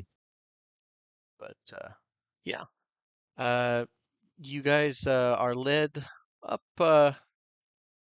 Well, there isn't really a hill to speak of, but you're led out towards the water, where you see looks like there's probably a former giant plantation house on the edge of the water overlooking the lake. Pretty elaborate, once again in that kind of stark sense. But it is a imposing uh, black stone with fire bronze accents mixed in regularly. Uh, Led in through the enormous doors and through like a maze-like series of hallways. Once again, they just added floors basically to space out the interior of it properly. And on the third floor up, um, you are brought to, well, in front of the High Lord of Gwynedd. Um, he's a drow man dressed in ornate green robes of a shimmering silk-like material, with long white hair and gray eyes. Um, his guards kind of basically just lead you up to him, give the introductions, and remove themselves quietly. He looks over all of you with an expression of polite interest and says in very smooth Elvish, "High Lady Wayrub, Lord Olenquai, if you're approaching me here in Gwynedd Cull, I assume you're planning to either kill me or talk. Preferably the second, be more polite at least. What can I do for you and your exotic friends?" He gestures towards the party. Uh, and let me put up an image of him. Oh yeah. I have images for important NPCs, which inevitably means I'll have to find images for Boblin the Goblin when the party latches onto them. Let's see. That random merchant, we love him. You, my son, you will be the one with all the figgy pudding. Yeah. Okay. And I'm sure searching for drow males or drow in general was fun. Oh, it always leads to good things. Indeed. Yeah, Elven male. I Oh, yeah. wonder. So, what do you think? What do you think the fun I had when I was trying to find null males? Yeah. Well, I mean, yeah, I can't feel. I feel like that line where it crosses over into furry territory, you're going to get more results, but less usable ones. At least it's less AI. If there's ever a That fandom that that is will pay, fair. there it I is the mean, furry community. the AI show. I don't know about that one, Chief. A couple weeks back, I Yeah. Google image searched for human male, and like the first 20 results were all AI like elf girls. That sounds about right. Yeah. It's an Well, ongoing thing with Dan's on the stuff. bright side with the null shit, at least they crop out the porn for you. Yeah, that's good. Uh, but anyway, so this is your elvish fellow looking at you, sufficiently disdainful and less pornographic than any of the other images I found, also less hot topicy. So, but So yeah. as we were introduced, not that they'd know our titles and everything. Mhm. Purser gives a respectful bow in the Corvarin style. Mm. Yeah, which He he would does seem introduce to watch himself, with but fascination. Yeah. yeah. And the Lady Wayrub introduces herself. She doesn't like introduce you guys by name. She does like if you guys want to do that, she's fine with that. But otherwise, she would just refer to you as representatives of her allies. You get the feeling she's I'm kind of fine with trying that. to feel him out first before she starts giving names. But if you guys want to interject and say I'm so and so, by all means. I'm good. Cool. Okay. Yeah, I was about to say, less, not giving names yet either, but I do the like fancy curtsy with like removing my feathered cap. Yeah, the piratey sweep the hat off and bow. Yeah, I like it. Cool. Purser's eye just twitches when he does that. Sorry, the mask is staying on. I mean, no one's that could like you're in a place where like nobody could even remotely gainsay you on the mask thing. Like they don't have anything to judge that as weird. So you're good with like always wearing a mask. It's just, oh no, that's how my people do it. Okay. Like they have no frame of reference. So yeah, Bemi, are you just quietly like looking around this very, very fancy looking room? Actually, it's in a hall. My bad. It's not a room. He would have met you initially in the hallway. Um, one of the foyers. Uh, but Zach, you with us? Hmm. Well, I know it. But yeah. So she introduces you and uh, says that she like you guys are there to talk. She doesn't want to go into too much more detail, but she says, "No, we're not here on a we're not here seeking violence, High Lord Gwynedd." And he just shrugs. I'd much prefer talking to fighting, if I'm being honest. The entire conflict seems like an abject waste of time and resources. Let us speak in a place less likely to have eavesdroppers. And he would lead you guys in pretty much like just up the stairs to the right type thing into a comfortably and expensively furnished sitting room.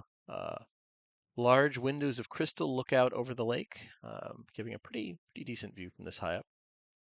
He sits before ringing a silver bell.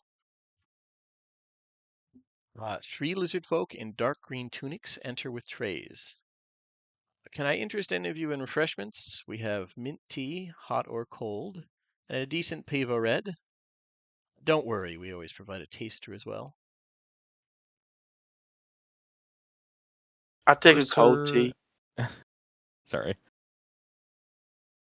I will take the wine. Purser will wait to see what the drow do, not knowing the customs. Well, Uh, not lumping Bemi in with that. yeah, that's fair. um, yeah, the drow take the wine, and the lizard folk ask in completely flawless Elven how much you want it watered when they pour it. Seems like nobody just drink like Bemi.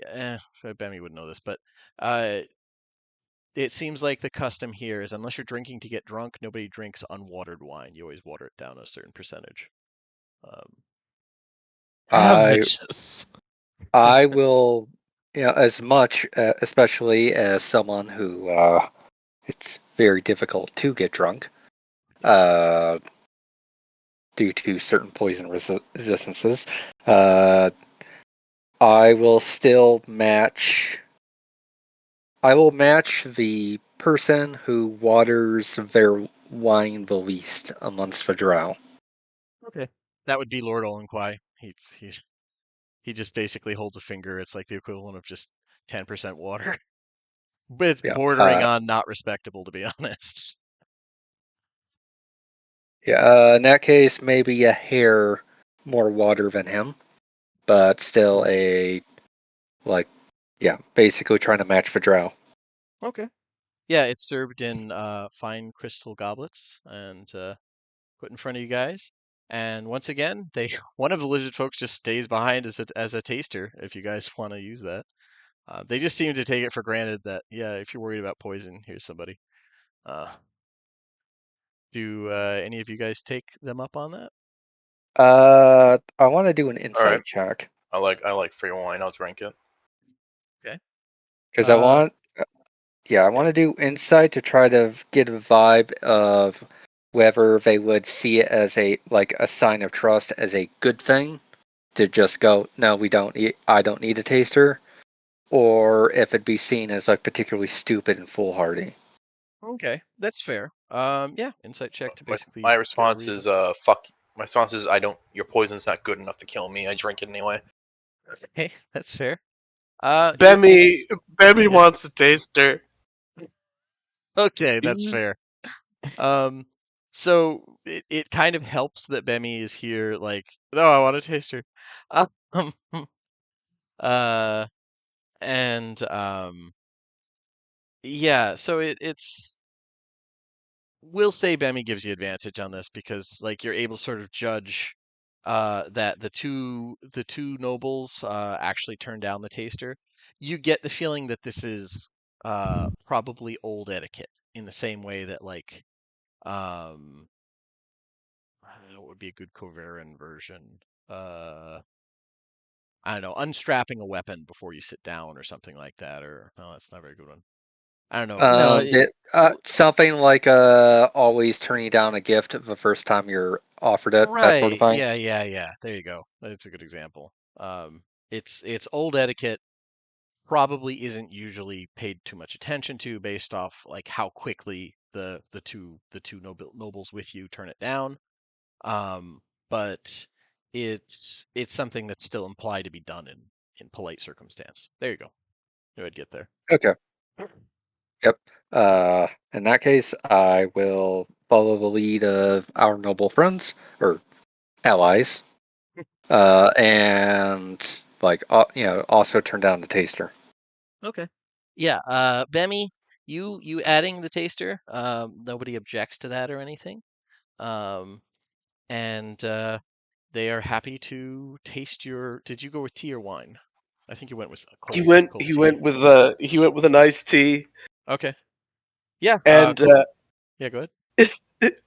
what kind of person is this? This is a Who lizard is the folk. taster?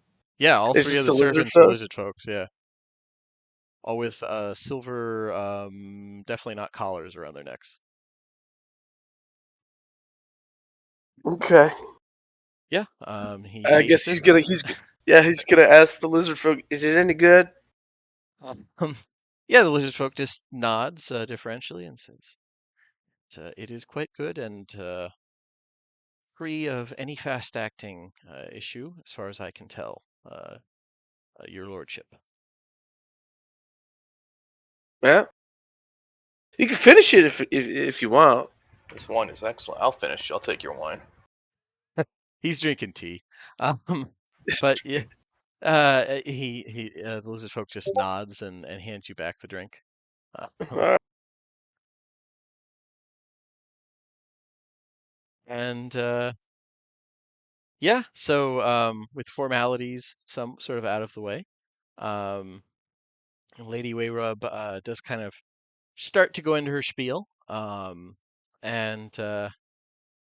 is almost like she starts off, as I'm sure you're aware, things, the slow collapse of our society has been, and Lord Gwynedd just kind of cuts her off. And actually, for the first time, you've heard someone refer to her by her first name. It just says, Eros, give me some credit. If you're here to try and persuade me to leave that coalition that Verwick's worked so hard to put together. Explain to me why I should do so, and who these folk are. Uh, the drow leader frowns a little bit, clearly not enjoying being on a first name basis, but just not quite sullenly, but sits back a little bit in her chair and just gestures at you guys to properly introduce yourselves. Me. I heard hey, I'm sorry. I think you cut out for the first part of it. Hi, I'm Bemmy. He just cocks an eyebrow and like looks back and forth as if waiting for it, and then actually cracks a pretty big smile and says, "Well, hello, Bemmy. And where are you from?" Oh, I'm from a place. It's got a lot of ghosts. Hmm. The Southern tribes, or? No, not really a tribe. They're all pretty giant. Well, that's very interesting. And he holds up his drink and a mock toast and moves on to the next, not wanting to pry. Perfect. So, Perfect. so Purser will step forward and, in common, fully accepting that maybe no one will understand what he's saying. Would your book translate? Oh. No translation necessary. Just I did want to interject that you have heard from the other nobles, everyone educated here speaks giant. So if you speak giant, you could fall back on that. you know I don't. Okay, just saying. Okay, sorry, good. At least do I? Can't remember. Connect word. Yeah.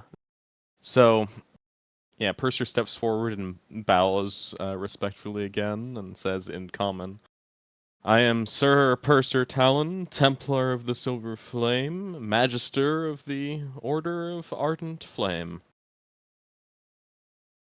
Ludger translates that into Elvish. And he Okay. actually doesn't fiddle fuck with the translation. Oh, to be fair, I'd know if you did. So, Yeah, but I mean, it's just good manners. But okay, yeah, hearing the obvious foreign name and language, and then having it translated, he does kind of nod slowly as he thinks, from somewhere beyond the mainland. I think I've heard of that. We had one or two come through with something similar names, very strange, through the Purser training will nod at program. that. Yeah, he seems to be, thinking really hard about it, and uh, right, we've had exotics come through the training program before with similar names. All right. See, nods, and then looks to the next person. My name is Captain Ludger Strom. I am but a humble servant of Mishann.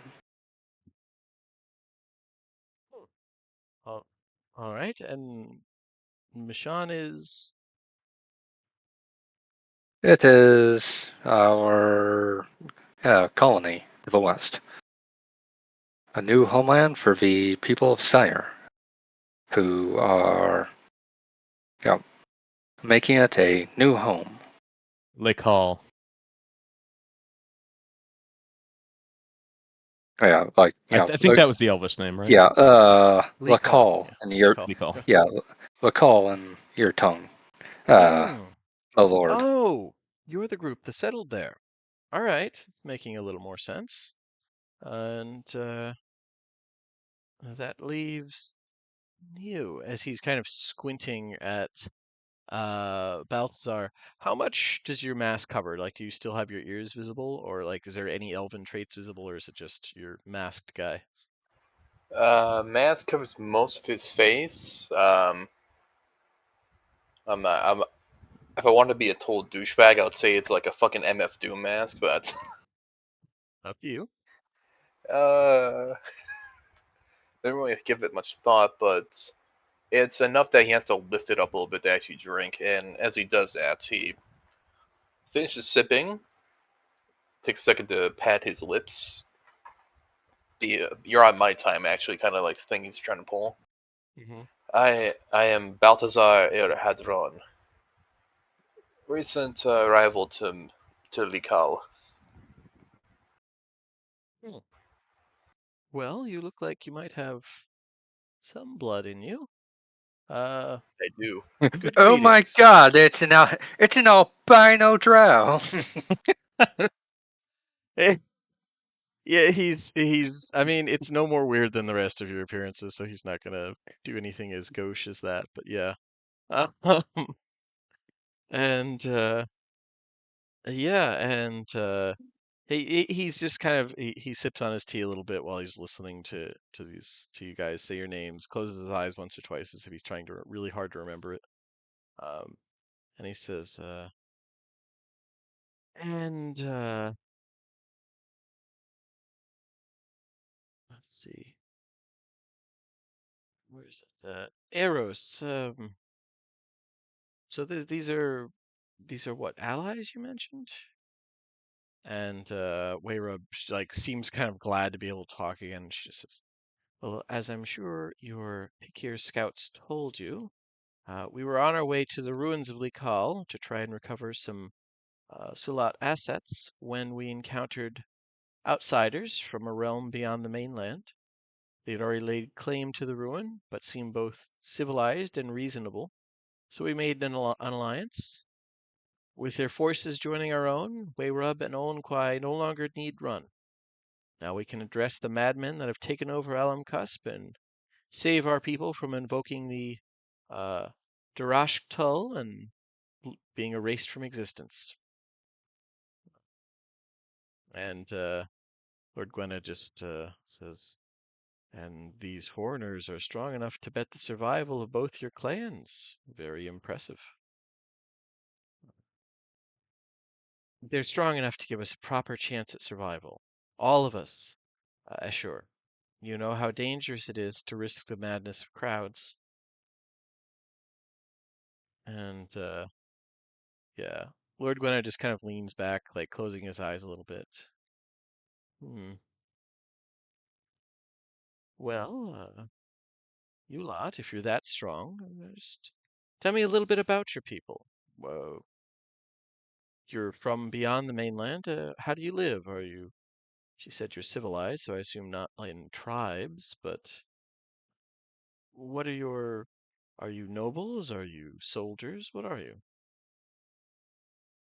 I am a soldier.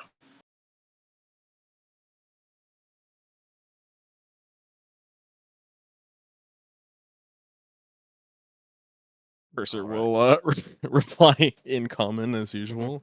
Yep, yep. I am of noble title, though not birth. I come from a place called Flame Keep. Yeah, Ludger will again translate. Okay. Uh, yeah, as he's just kind of like taking in what you guys are saying, and just kind of, it's definitely like sounding out the exotic syllables. You can see him kind of murmuring to himself, almost flame keep. He's trying to put it together, and then he glances at Bemi, but if Bemi doesn't have anything to say, he doesn't linger long. I guess he's just no. Bemi's just drinking his tea. Yeah, yeah. He got the So impression pretty unaware. quickly that that was a dry well. Oh yeah, all right, good. Like he would never say that, but like he'll politely look to you, and if you're like busy drinking tea, he just quietly moves on. I mean, Eh, there could be like a brief second where he looks, where they lock eyes for a second. He'll just wave that Yep. Forrest Gump wave that to Yeah. Lieutenant Yep. Dan. Yep. Moving Hi. right. Yeah. Moving right on. Uh. What does I know you're new to it, but does Balthazar have anything, or is he just staying quiet for now? He's sipping his tea or his wine. Why is this tea? No, that tea's yucky. He's Yeah, just that's fair. watching the room. Getting the vibe for things, I get you. Um. Yeah. And Insight. What should I do for that? um. Yeah, insight. If you want to do an insight just to kind of like get a feel for stuff, by all means. I'm going to use the inspiration we get every game, right? Yeah, one free inspiration for a reroll or to. Hey, How about advantage? With advantage, right? Um, you could have advantage to get the 10, or to do the reroll to get the 1, I'll or take the 10. you could get somebody else's if they'll give you the inspiration to get the nat 20. I'm fine with they're transferable. Wanna what? He's a newcomer. Ludger's the sort of guy, especially he's he did the diplomatic attaché mission. He's kind of used to helping like nobles and stuff look better. I would assist him. Okay, I already that's saved fair. one of you. So, no? That's fair. Yeah, I mean it's just Purser. Purser's always getting saved. But yeah, Or how about so with Purser that nat goes 20? down at least twice a session. But yeah, you did save Bemmy. So I with am. Yeah. with a nat 20, you're able to feel that unlike yeah, because you were at Mishann when the first wave of like these strange, weird, what are these strange like not quite hostile drow arrived, the first wave of them.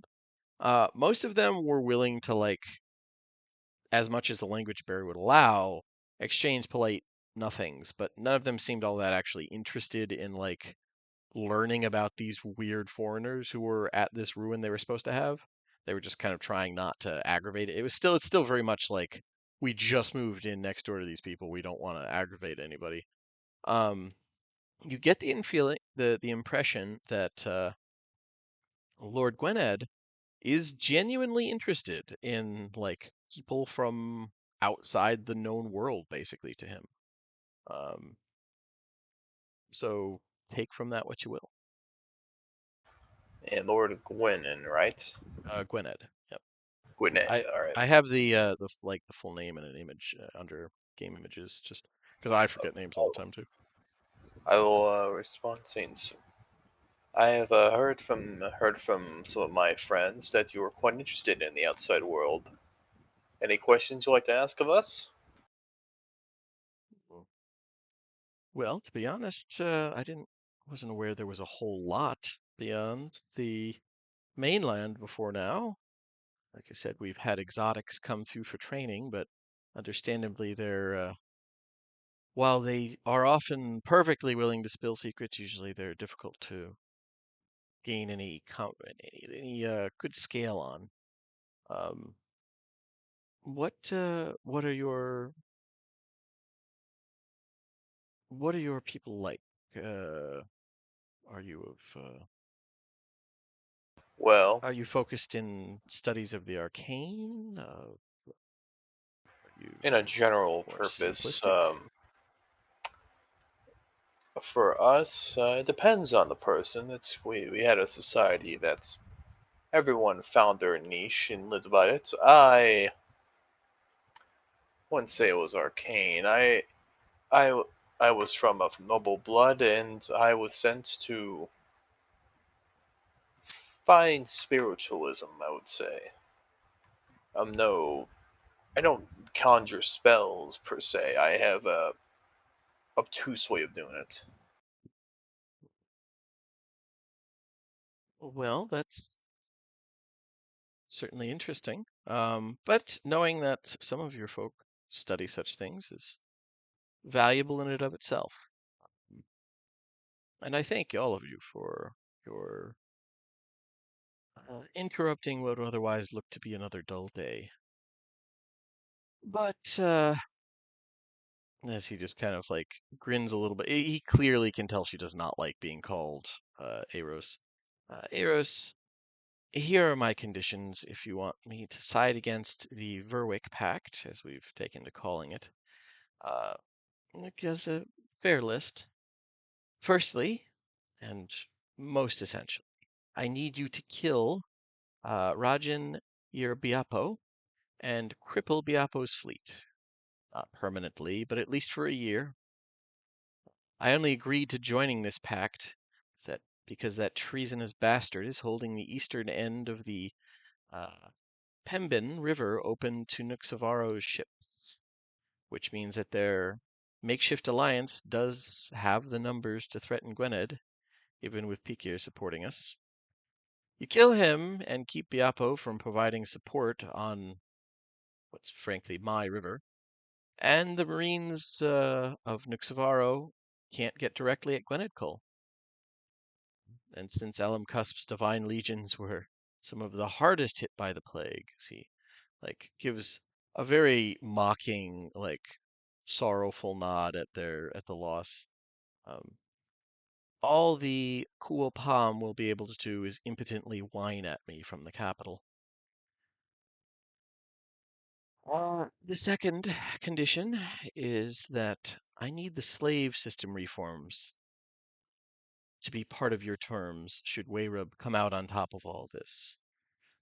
I've been trying to get them passed for years, and they're needed if we don't want, more than ever, they're needed if we don't want all of Alam Cusp to get engulfed in a barbarian uprising within the next decade. Our numbers are low enough that freeing the tribal slaves at least gives us a chance to replenish some of our numbers. Realistically, we'll still have to reach out to the realms on the mainland if we don't want to dwindle away to nothing in the next few generations. Third, Well, yes. well, in terms of, I've been studying the land of Likal. I've been only recently went on this expedition, but we are. If you've been, I don't know if you've been researching or studying us. We are not fans of forceful bondage. He just kind of cocks an eyebrow. All right. While Ludger is cocking an eyebrow. Yeah, it's well, We no, do not. usually we prefer to Slavery is not a thing we enjoy at all. Enough that slavery. Yes, for a what? moment I was a little thrown off. We don't really need force much when the training's finished. Um, well, that's odd, but Hmm. foreigners and their eccentricities. Um, Third, I'm fine with a proper central power, but I'm tired of the Temple trying to dictate limits on my own research to me. Within my clan's land, I should be free to research whatever I like, as long as it doesn't a threat to the realm. Research, huh? Yes, it's a passion of mine. Fourth, I want access to these outsiders, their understanding of alchemy and enchantment, willingly, of course, whatever you're willing to provide. Even if it isn't as advanced as Gwynette's, it would be enlightening to learn how your people approach such things. It's kind of more directed at you guys. We'll make sure that you get everything you deserve. And he definitely misses that and just nods in satisfaction. Yeah, of course, that sounds good to him. And finally, I'd like a personal favor. In case you die doing the other ones, gather some flowers from one of the islands in the lake. With our numbers so low, I can't spare anyone to sail out and pick them up.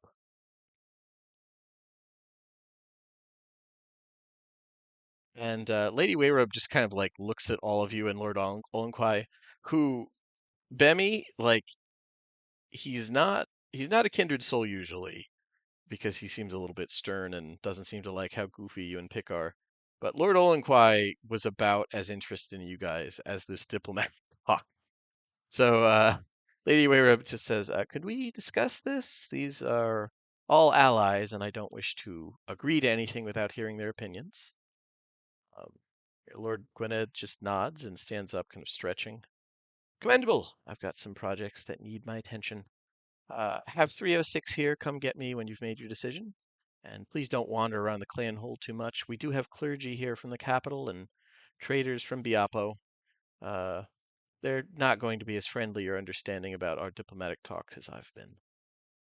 And he nods and walks out of the room.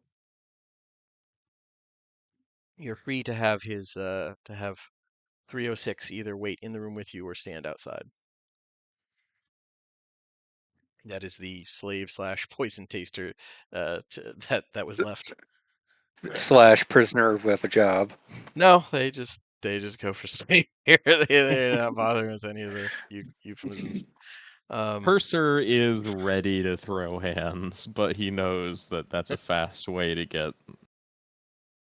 It wouldn't disappeared. get you dead, but it would you'd wish it did here. Yeah. Uh, yeah, Lady Wayward just kind of looks at you and says, "That was a lot, but most of it does match up what we were hoping. Um, what do you all think of this?"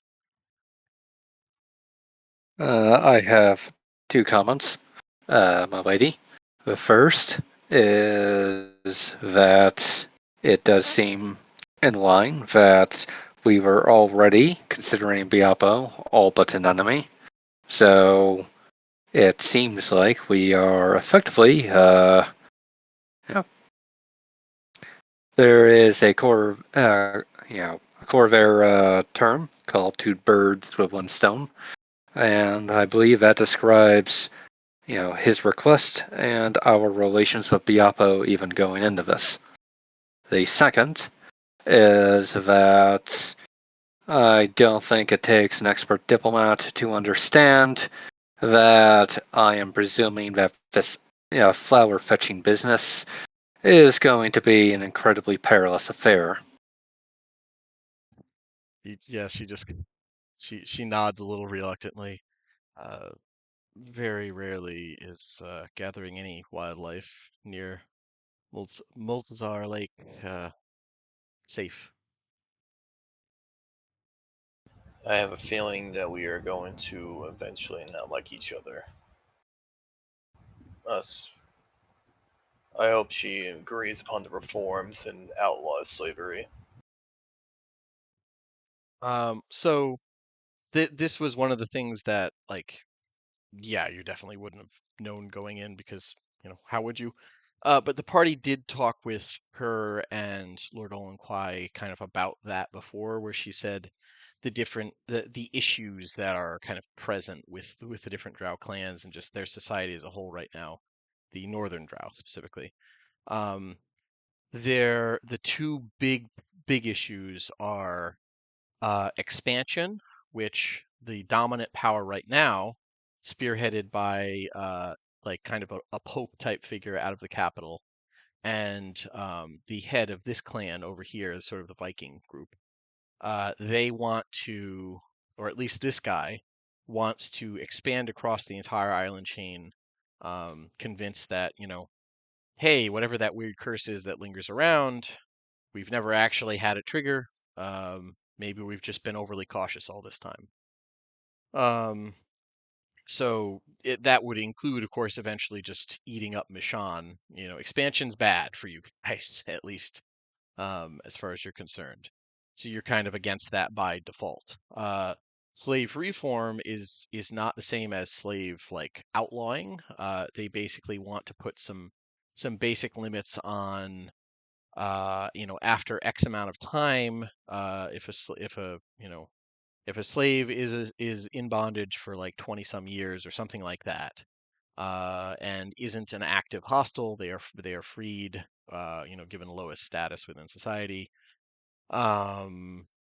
Basically they every slave would have to go through a um, kind of an aptitude test when they're first like going into training, so that they would filter out anybody with natural leadership roles and put them up for kind of a manumission type program, just so that they can, one, because that makes sure that they pick up people with more natural skills, and two, because they don't want people with leadership abilities as slaves, because that's the kind of figure people rally around.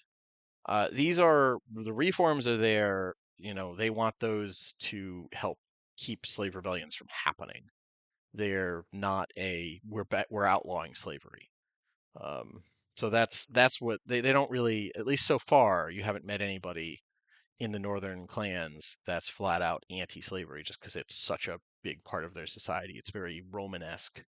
Um, and like technically, if a slave uh, isn't like actively hostile, they can actually save up money from various things to buy their own slavery. It's crazy expensive and takes a long time, but it's possible.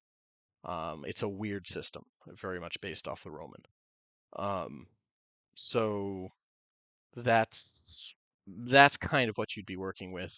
the party's idea so far has been, we'll work with these people, but we want Mishann to be any slave that crosses the border is free.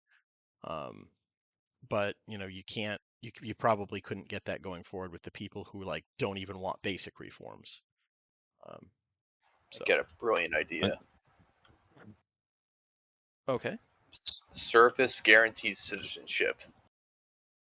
You could. I mean, once again, that like Ultimately, the problem is that we don't have the political don't have- power to enforce that over the Drow states. yeah, you Yeah. do not have the monopoly on violence required to enforce yet. stuff. Yeah. Not yet, Yeah. exactly. As Ludger explained, one of the big advantages that we have over the Northern Drow is they have never been neighbors with another like centralized state. Like they've only been dealing with like tribal Drow and lizard folk. That So and their they're population's decimated right now. yeah, Yeah. that Yeah. as well. So pretty much, the idea is we're going to do something that doesn't seem like a big deal. That in time will pretty much be a thorn in their side / like, a poisoned wound that will eventually, hopefully in a few decades, make even their reform system untenable and force a either forcing them to end slavery on their own terms, or in a position, basically a future conflict where they are, we are far, far stronger. Especially since, well, we're humans, or mostly humans. We are going to, in 20 to 40 years, they'll still be about as decimated population wise. Meanwhile, Mishann will probably have fucking exploded. So Literally and can't. figuratively. Yeah, we can't deal with slavery yet, but we're setting up a long-term, the long-term shit to basically make it untenable. Basically, we're setting the tone for future interactions when we have the power to say this is what's going to happen. Yeah. I mean, it's also implying these reforms are going to go through and the slaves are going to tolerate it because I have a feeling they're already on the brink of doing it themselves. So, from an out-of-character perspective here as an anthropologist, ironically, it'd become harder to go for full emancipation if these really tight reforms go through.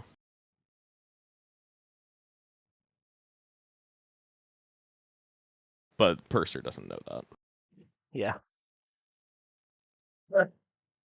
Yeah, we could be setting the road for 1860, but Yeah. you I mean, that's at the part of the stuff of the at the game is I want moment, them to be our decimated. little 2 to 300 population like town is not going to be able to like kick down the door and like overthrow every single slave town in this region. And even if we did, there is no way in hell we could actually enforce the peace. So it's Yeah. kind of one of those things where We whether or saved not we it works saved out. Iraq. We got rid of Saddam. Huzzah! That would I be mean, the end of the as it situation. is, like there's probably going to be towns where I get the feeling that there's going to be shenanigans and Biapo cool in the near future, uh, especially with basically us all but agreeing. We are already like leaning towards killing them. Now we're almost certainly going to kill them, and probably at that point, if it's even remotely feasible to start a slave rebellion to like help even the odds, we're probably going to end up doing it, which then leads to the question of, we're already, if we're doing it in Biapakul, there's probably going to be, more towns where if the opposition has to be taken out, that we might be doing shit there. So already shit's going to be a shit show. So we Yeah. can't, we are unfortunately going to have to compromise on a lot of shit we don't want to compromise on. At least initially. You guys are PCs. You will get ungodly powerful if you survive long enough. It's just a matter of Mhm. time. So, And but yeah, Purser is happy to bring the torch of progress to the oppressed and the downtrodden. well, hey, I like Overthrow that. the oppressors. You have nothing to lose but your chains. That's inspiration point for the actual like Silver Flame equivalent on Zendrick. Yeah, The torch of he was already progress. I assume inspired, that but was yeah, deliberate. yeah. Um, cool. But yeah, does anybody have anything else about like to summarize? His first thing is he wants you to basically assassinate the clan head of The CEO Diapo. of Reason. Yeah. Yeah, Uh, Lord Tons of Fun. yeah. Uh, And he wants you to, he said cripple, he didn't say destroy, he just wants you to fuck up their fleet because this is sort of the merchant clan, or at least they're the ones who have a monopoly on a lot of trading. He Well, wants they you have. to help. I mean, they can't watch their navy 24/7. Yeah, probably not. okay, Yeah, here's an idea. okay. Because this is, we are not going to be able to really assess the situation as is. I had an idea. Okay. If Okay. we enter. Oh, got you cut off for us. I'm sorry, man. Is that just me, or is it? Can anybody else hear him? Oh,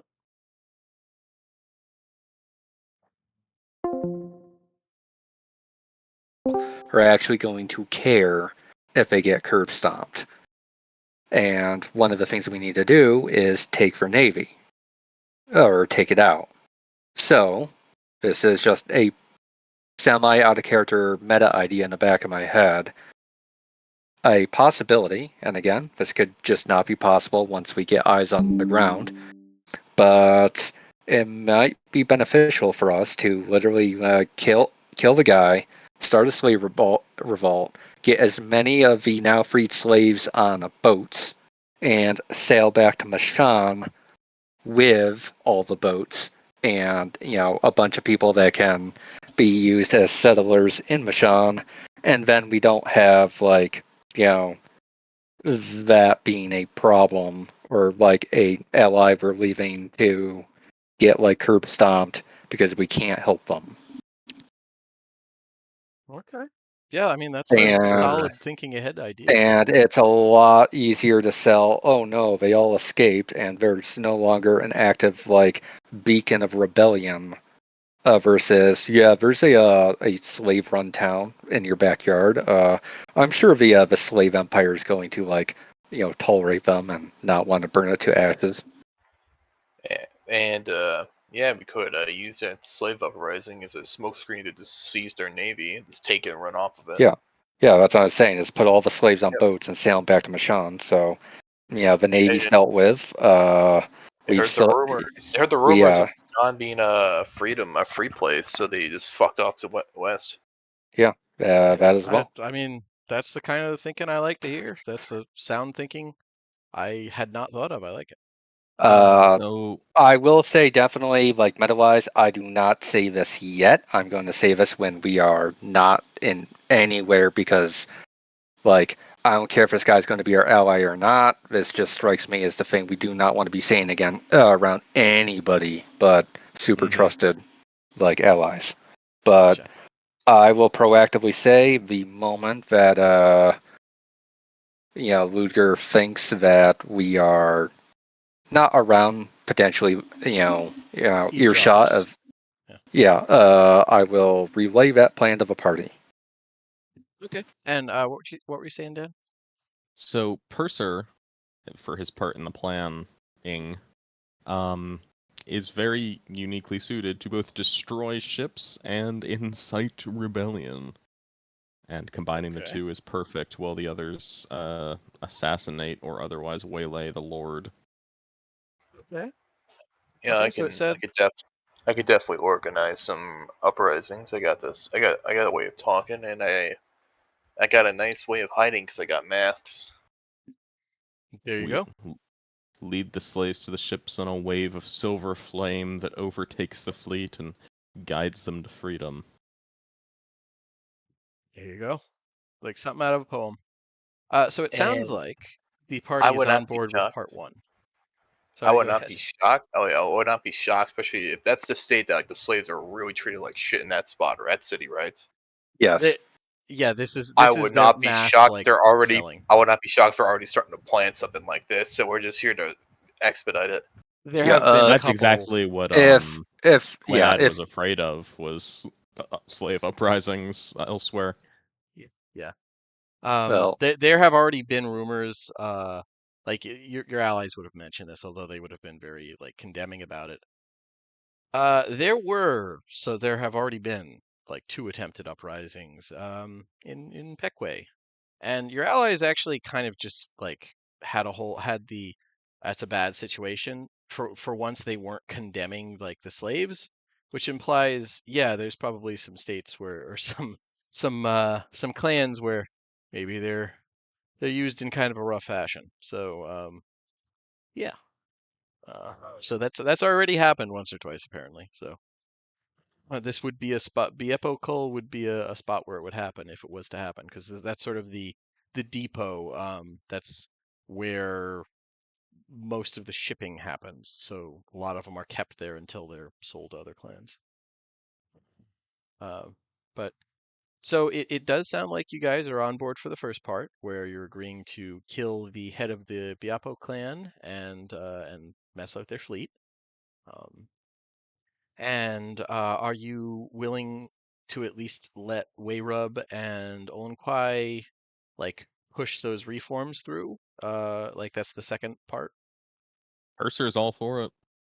yeah, again, Luther would rather not have it be a thing, but Luther also is a realist and understands that you know, we are not going to get allies amongst the drow, not practical ones, without uh, agreeing to kick the can down the road a few decades.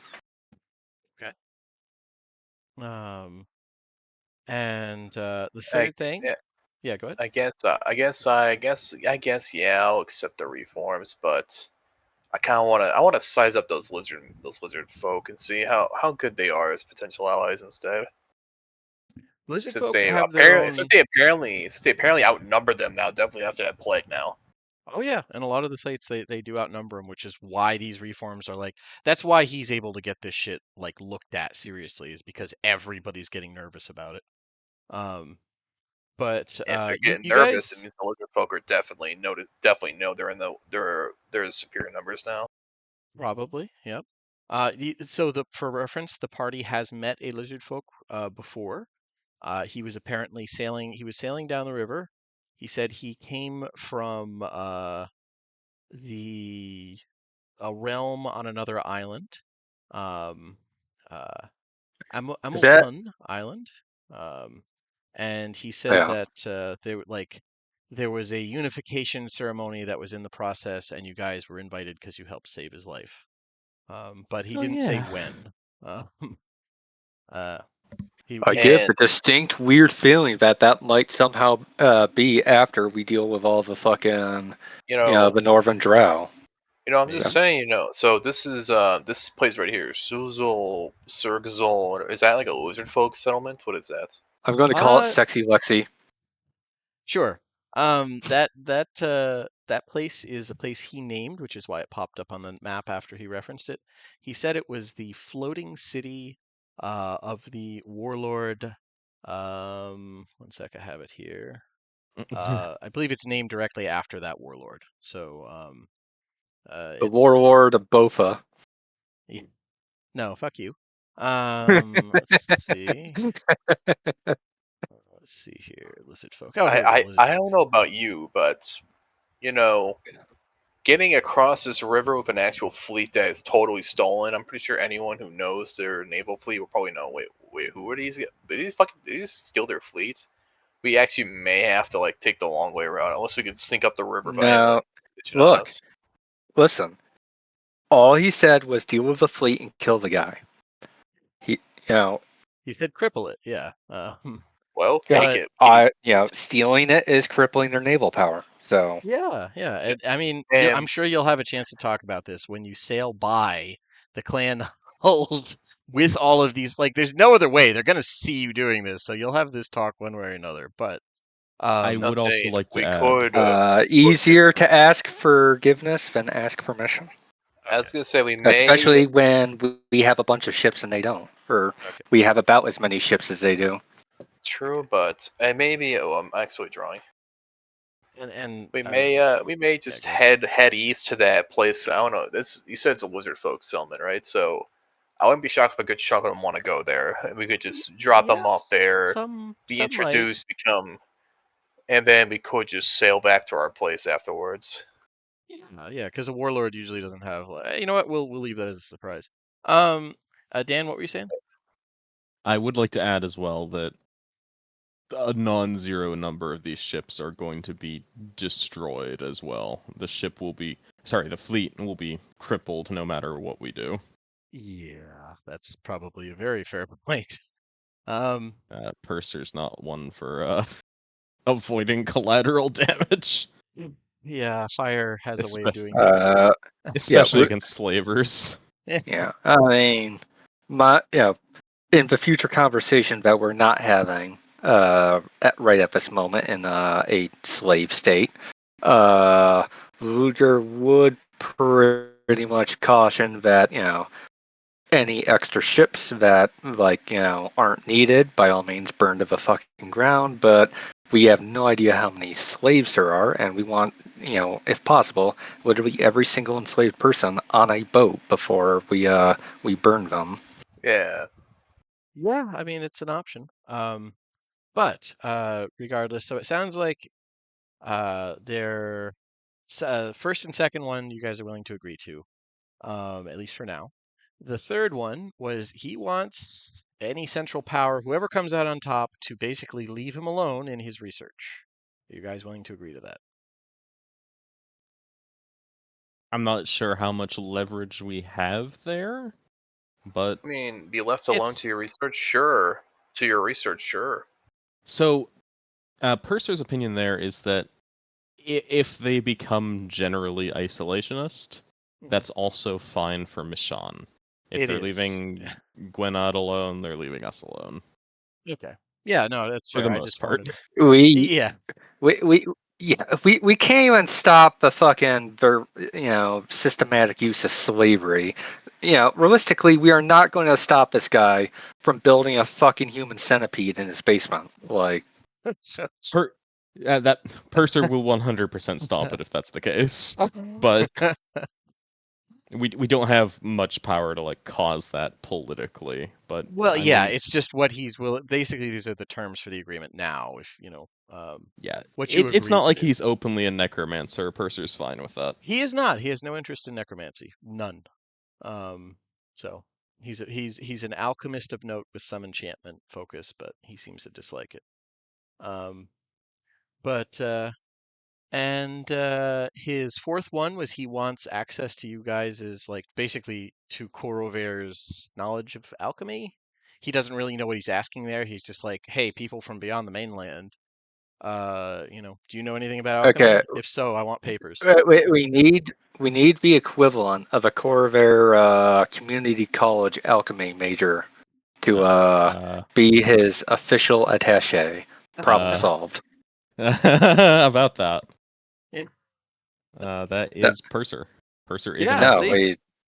we as in we import a random NPC to do that. Yeah. Unless, Purser wants to literally follow this guy around. He's an interesting conversationalist when you can talk with him, which person can't. We'll cross that bridge when we get there, but I'm happy Yeah. to provide Dude. arcane expertise. Okay. Yeah, it's okay. So all right, so that's the fourth one, and his last one was he wants you to go pick flowers on an island in the lake. Which I'm sure will, is a completely straightforward, safe task. Which is why he hasn't sent any of his fucking cannon fodder to go do it.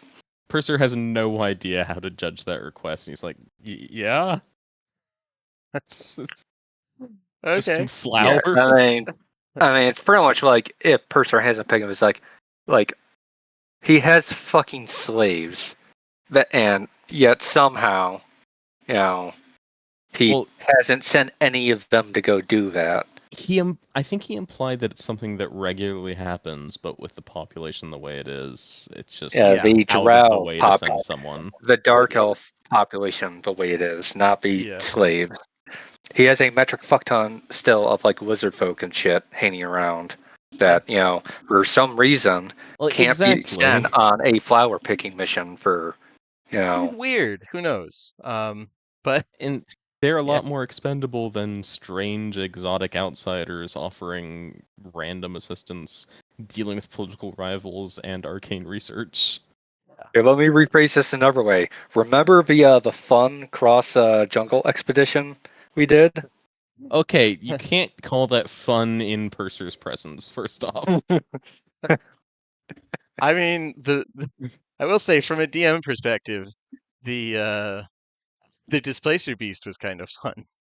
The the, It the, gra- had fun, yes. the grabbing somebody in through their tent flap and dragging the tent through the jungle was pretty entertaining. Purser was less than amused. I know. Um, But yeah, it's but just some flowers. What Yeah, could go wrong? yeah. pretty much to, Woodger would be like, Purser, he's asking us to go pick flowers in the jungle. Remember how much fun you On a had on an in the jungle? island. An It, island. it should be fun. Should I'm be in the fun. jungle anyway. Picking flowers isn't a problem. But yeah, is that something is his last teensy little favor? Something you guys agree to? Easily. Easily. Okay. Yep. Yeah, if you guys are willing to go with that, like Lady Wayrub, this is as good as an offer she's gonna get. She's willing to agree. And Olin Kwai doesn't care. Like he doesn't like any of this crap, but he knows he can't just fight his way out of it. But yeah, anything from Bammy? Zach, I know that's not his forte, but I just figured I'd check, so I'm not ignoring you. Oh no, you're good, dude. Good. Okay, I just want to double check. Yeah. Yeah.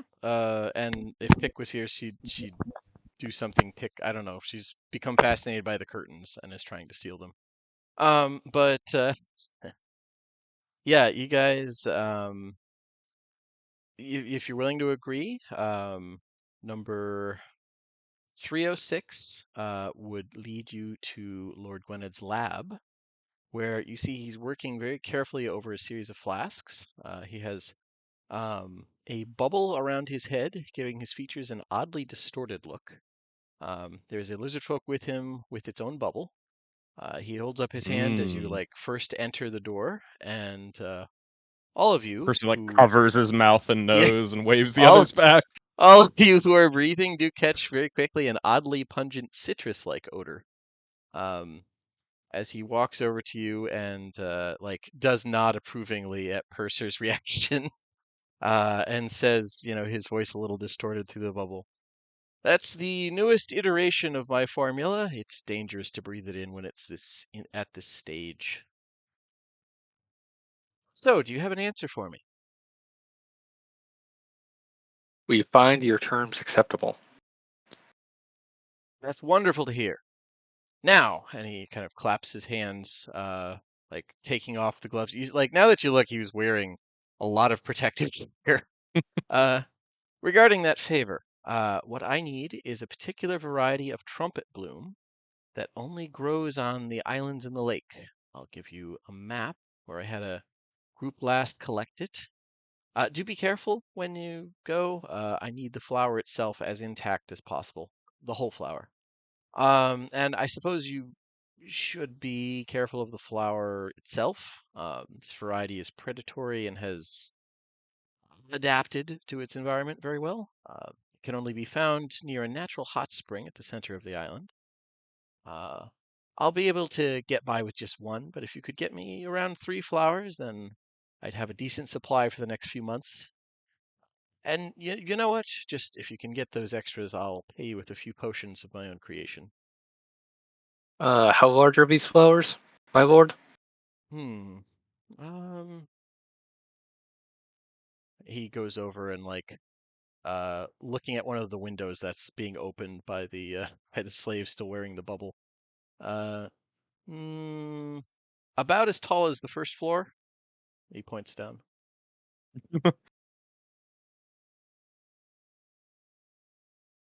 So, About 10 feet I'm- high. It's out of character. yeah. So you want from the root to the flower, then the whole Oh, no, plant. no, no, no, no, no need for that level. No, just the flower itself. It's at the top of it. It hard to miss. I see.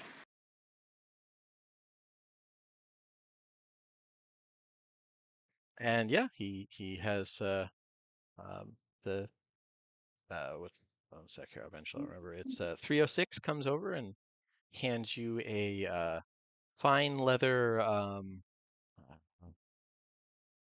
I know there's an actual term for it, but it's the leather thing that you would put like important documents and maps and stuff in. Oh, portfolio. Yeah, there you go. Yeah, hands you that, and inside is a detailed but odd map as far as like the layout of the lake. Rough. The edges of the lake are a little more rough, but the actual details of the two pretty sizable islands on it. There is some detail there. The islands look to be about a mile across.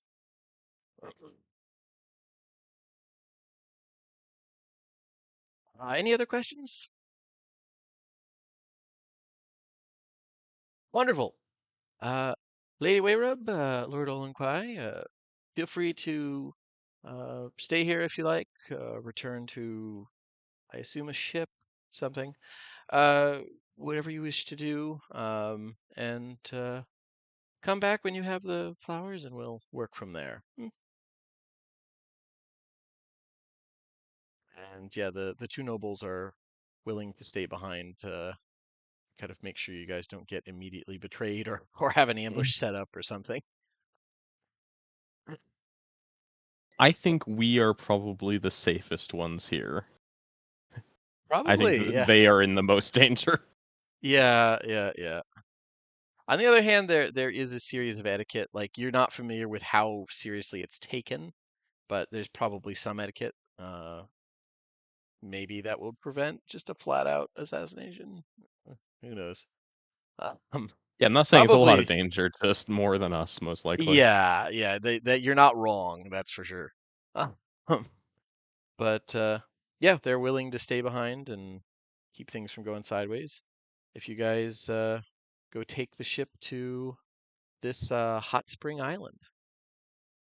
Yeah, Does anybody have anything else they want to do in Gwynedd Cole while you're here? it's a wretched hive of scum and villainy, and I want no part of it. It actually looked quite nice. That's what makes It's it very, so foul. it's a very clean town. Yeah, no, it's absolutely. Um, but God has brought his wrath down on this place. uh, okay. God loves slavery. I mean, they don't That really was have a out of character. yeah. They don't really have a god. They worship kind of they have a sort of an apocalypse cult, where it's like the world will be bathed in flame, everyone but us will die, that type of thing. Um, it's the state faith. Really now? Yeah. Good to Um, know. yeah. But yeah.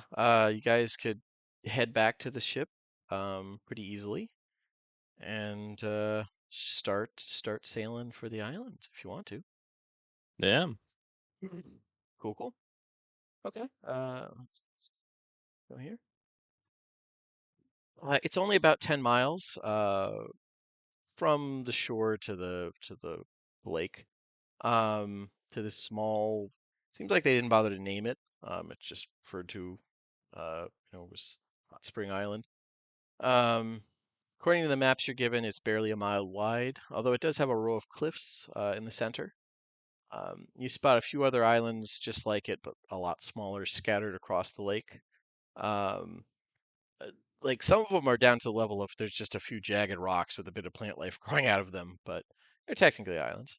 Um, the Riptider itself can't really get too close to this shore, or it'll risk basically being beached. So you'd need to swim to get a bit out there.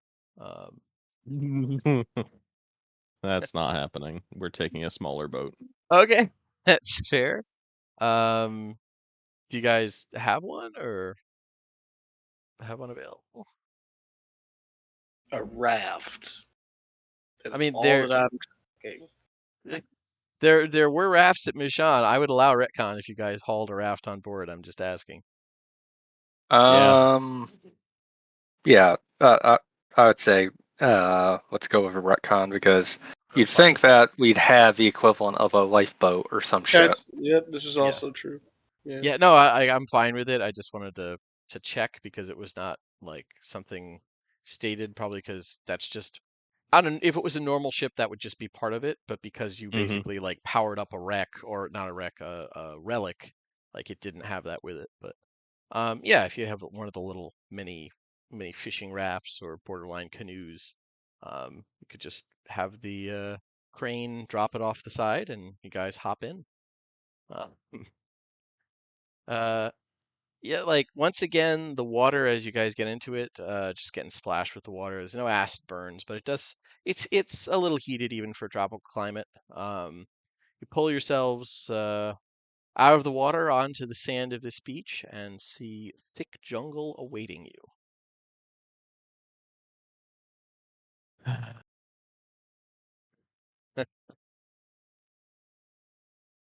Oh boy, here we go again. Can't Yeah, even burn this jungle. That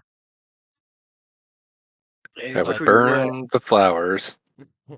it would Don't you just love that humidity? It's like breathe it in. standing up and pea soup's just everywhere. Yep, I Bemmy, can feel my lungs drowning already. If you guys want to, like, center of the island are the cliffs. If you just wander towards them, you should get there eventually. It's not a big place. But if you want to do that with a little bit less, like, heedless wandering in, you could give me a survival or nature check to try and find a good path. Okie dokie, got you.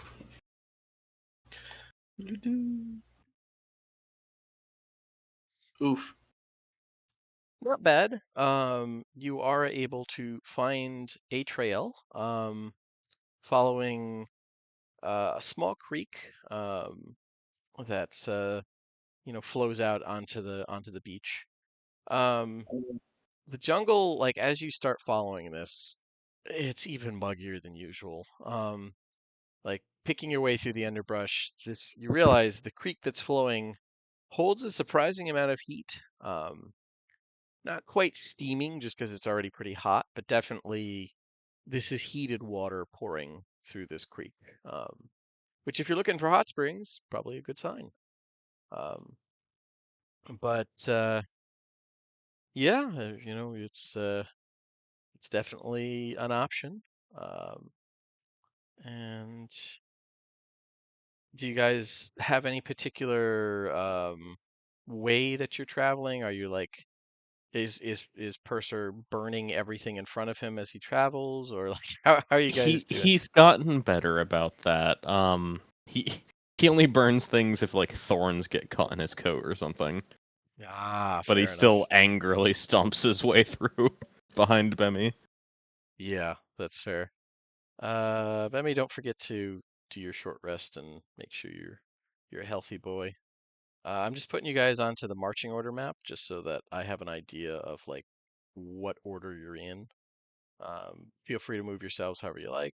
Just figured. Bemmy's gonna cast Pass Without a Trace, Okay. Yeah, probably a good idea. so we can be a little bit quieter. A little bit quiet. Yeah, that's fair. Okay. And does anyone want to use that in stealth, or are you just like, eh? Purser is Ludger not a will stealthy never man. turn that. Ludger would not turn that down. Okay, that's fair. All right. If everyone else stealths, Purser will at least attempt it. Yeah. But Yeah. You I mean, gotta- not you don't have optimistic. disadvantage, at least. Like, it could be worse. That's Don't I? well, you're not wearing heavy armor, right? I'm wearing scale. Oh, you are. Okay. Okay. Cool. Yeah, it wasn't during that fight because it woke us up. Right. But, Okay. Gotcha. Okay. Fair Yeah. enough. Yeah. So anybody who wants to can roll a stealth to see how sneaky you're being through the jungle. All right. Path without trace. I should get advantage. Oh fuck. You get plus 10. So 19. All right. Yeah, it's pretty fucking good.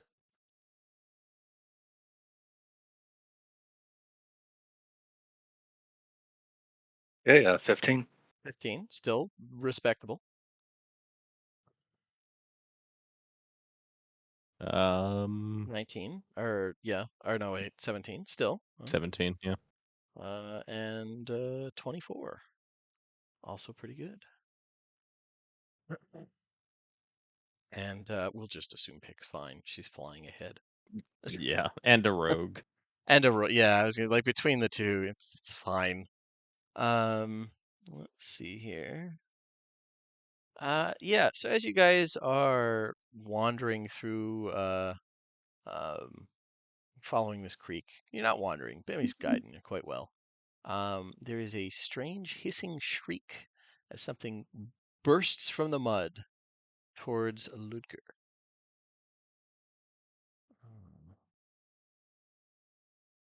Okay. Yeah, it would be Ludger, which, one sec, let me put you guys on the map. Where is it? There it is. Okay. So I'll put this up and you guys can roll initiative as you care to. So what's coming from the watery mud here? Looks like a cross between a centipede and some kind of grub. It's almost as large as a human or elven man and has mandibles longer than its head. They flare with unstable arcane energy as it tries to latch on to the nearest person.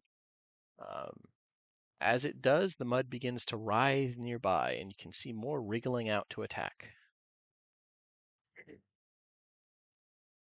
And one sec here. I hate this jungle. Well, I promise you this much: Jungle hates you right back, much more than you ever could hate it. I'm not so sure.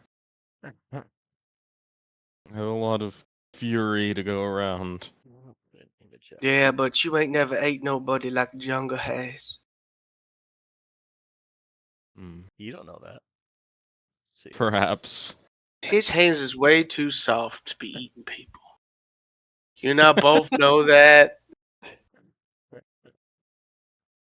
I don't know. Hannibal Lecter's I hands was were gonna pretty say, soft. hey, that man No, moisturized. Like, no, that man.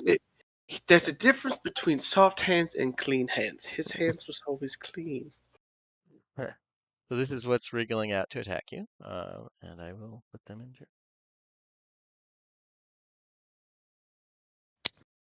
I hate centipedes. Yeah, I'm That's waiting that's for Dan the. talking, not Purser. It sounds like the Purser talk too. I'm Yeah. waiting to see Bemmy's like plus 42 initiative.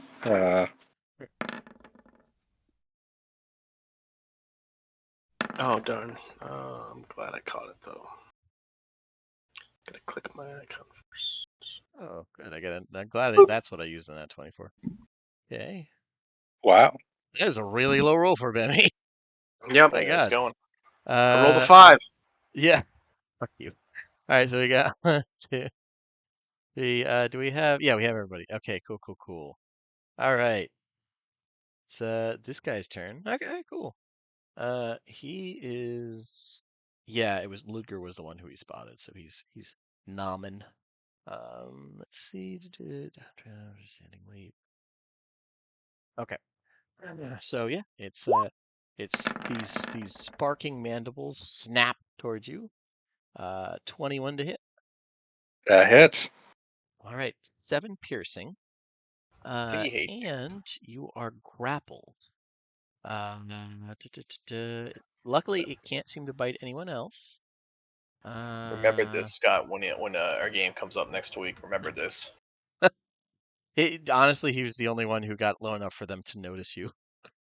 All right, and yeah, How? that's I got a 15. a Oh, 15 never mind. indeed. Yeah. Yeah, never mind. I Okay. forgot about the stupid fucking plus 10 shit. Okay, so this guy, that was it for him. It's this one's turn. Let's see their movement speed. Oh, cool. Swim is the same. So it swims down with a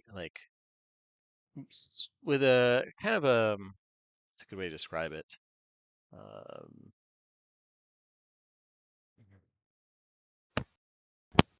I can't.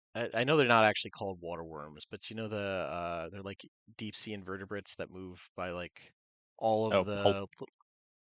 Polychaetes. Yeah. There's like that's kind of how they swim. Um, swims up and tries to nom on Mercer. I will burn this continent to the ground. The whole continent? Yes. But it got a 6, so it doesn't hit you, and that's its only attack. All right, Bemi, what would you like to do? Well, this one right here, he's about to get shot 3 times after a bonus action Hunter's Mark. Okay, sounds good. Oh, Let me give him the mark. Okay. 1, 2, 3. Hits. All 3 hit.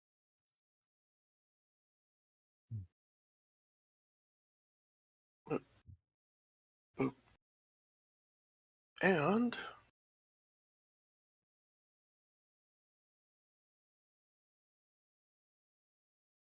Oh, good. I can add that 25. easily. Okay, cool.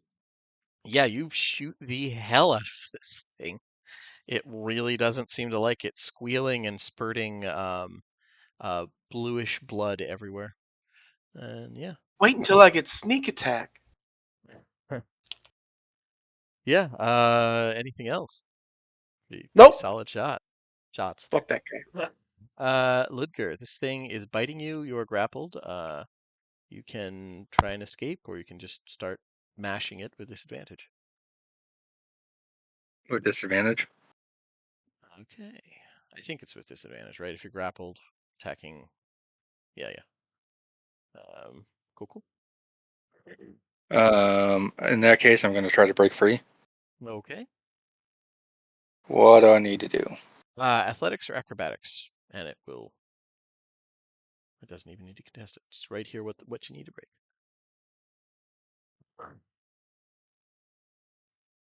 Well, that's unfortunate. An 8 is not quite enough. And looking at But a this, 24 is if I give you my inspiration. that's true. I would take it. You're damn straight you would. Okay. At the start of oh, cool. Okay, so at the start of your turn, 1 sec. You were supposed to take some damage because of its grapple. Yeah, you took 6. I'm supposed to roll for this too. 6. 6 acid damage at the start of its turn. But yeah, then you broke the grapple. Okay, I will then shoot it and bayonet it. Well, you know Oh, what? I'm going to action surge. I think it's your So I get action to do it. to break free. Am I correct? I Yeah. thought you said at the start of your turn, blah, blah, blah, blah. At the start of your turn, you take damage, and then you Oh, can break the grapple. But you still, I think, if you action surge, you can still do an attack, right? Am I right on that? 'Cause, like your initial um, action is to break the grapple, but you can action surge and get an attack in. Yeah. Yeah, That's there you go. correct. That sounds about right. yeah, you can take one additional action. Let me post it. Yep. On your turn, additional action on top of your regular action and the possible bonus action. So can So I there you go. say that the additional action was breaking free and then get Sure. my normal full attack and bonus action? Yeah, that works. Okay, so 2 attacks and bayonet. Okay, 1. Oh, jeez. Wow, God Christmassy. damn it. Well, I mean, on the upside, you got a double nat 20. Okay, Pretty fucking good. before I even roll shit, I'm gonna roll this fucking. Damage, yeah. No, before I even do that, 5 Okay, 5. for the chart. Gotcha. Ranged, go to page for 5. Okay, 1 to 5. Your weapon. Oh, okay. That actually kind of fits. Your weapon kicks back harder than you expected. Striking you slightly, you take 1d8 bludgeoning damage.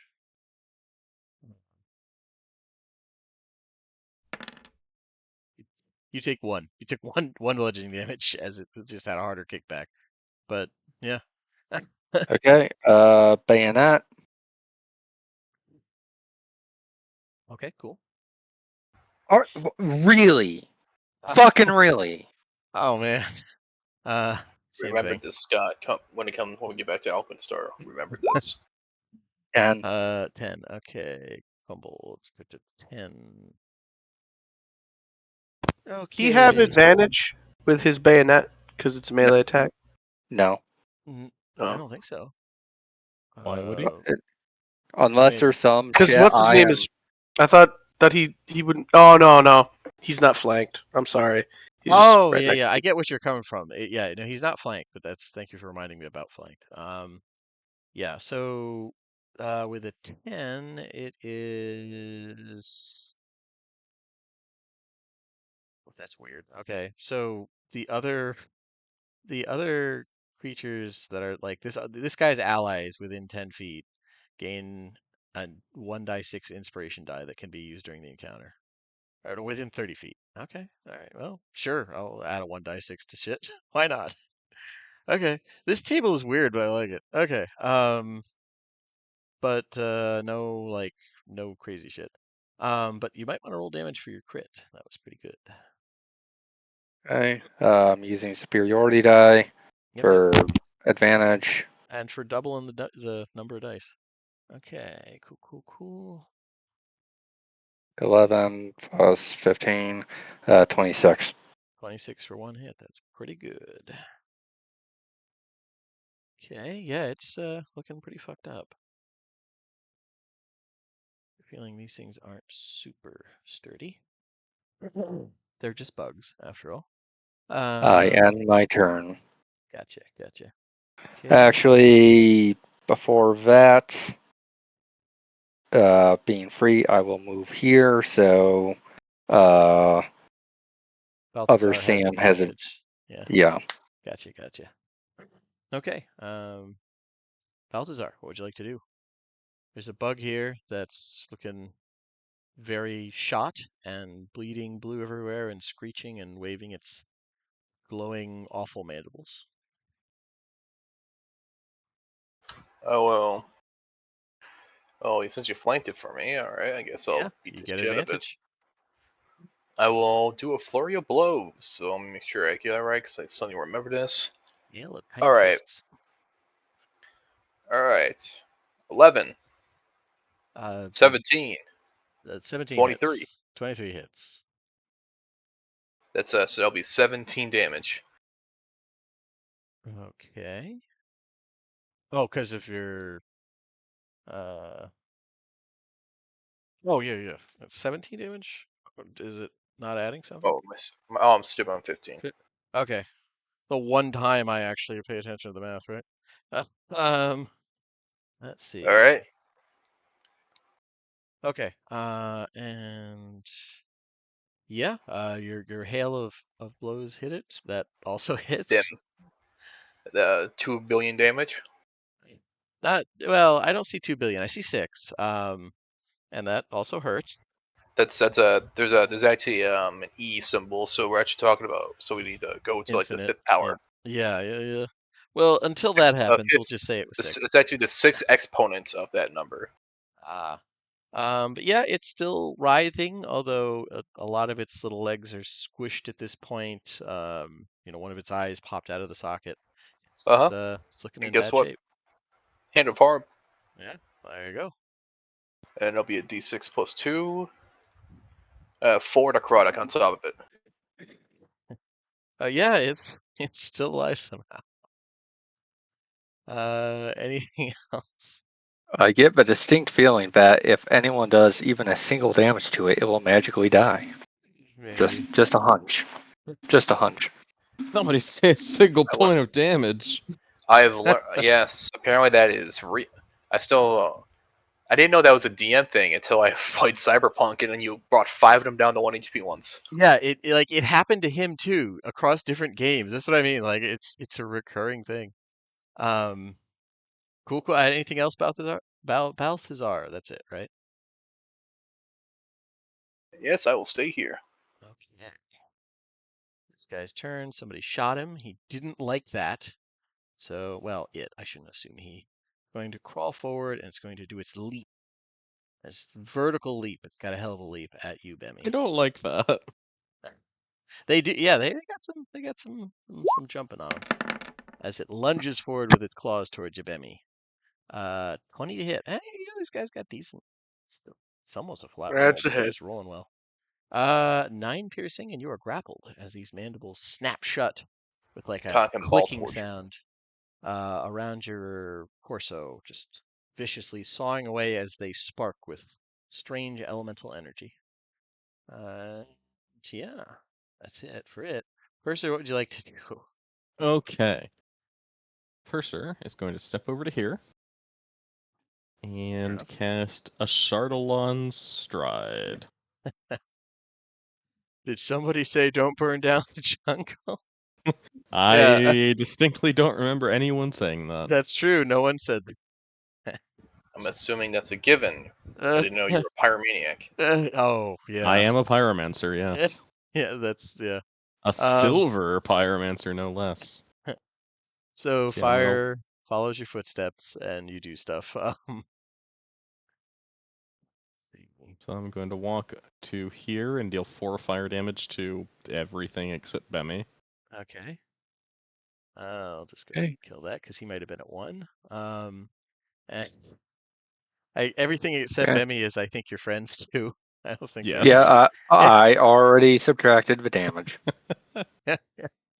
I've worked with him Well, before. I know his ways. Yeah. unfortunately, close. an actual worthwhile person got caught in the crossfire that time. Bemmy. No, whoever Yeah. this new guy is. Balthazar. Yeah, yeah. Unless he's secretly Karnathi. I don't know behind the mask, I guess. That's true. That's true. You've No, had issues nobody trusting cared before. who he was before he put on the mask. If I mean, he's it's true. Karnathi, I care. Yeah. See, there we it's go. correct. But yeah, I'll end there. Cool. All right. It's top of the order. This guy, he's very dead.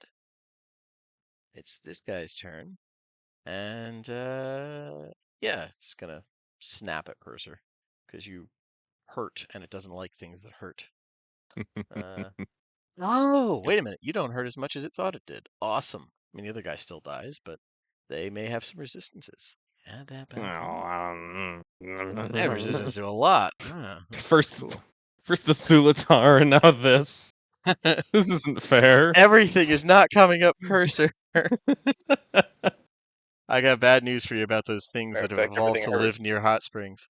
All right, so this guy, I swear I didn't design it that way. It is, but it did kind of occur to me.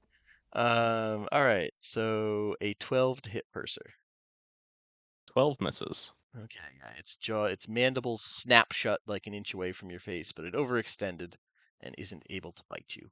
Hey, Purser.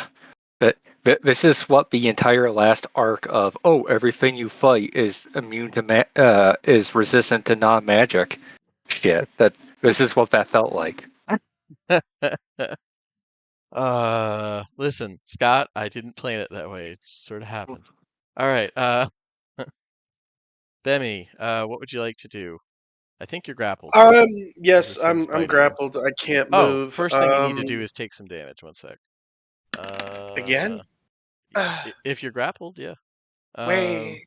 You take 8 cold damage as Oh. the mandibles grow icy cold in your flesh.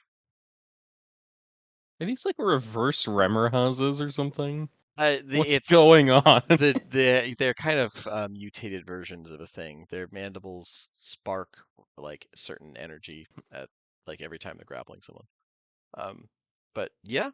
So Can after you taking 8 explain cold the damage, Can you explain the evolutionary benefit of that and how it formed it, please? so it's not actually naturally formed. Maybe someone's been dumping a lot of fucking elemental bullshit into this lake for a long time, and certain Oh yeah. bugs have soaked it in and gotten Uh, more dangerous. we should do that. We should try that.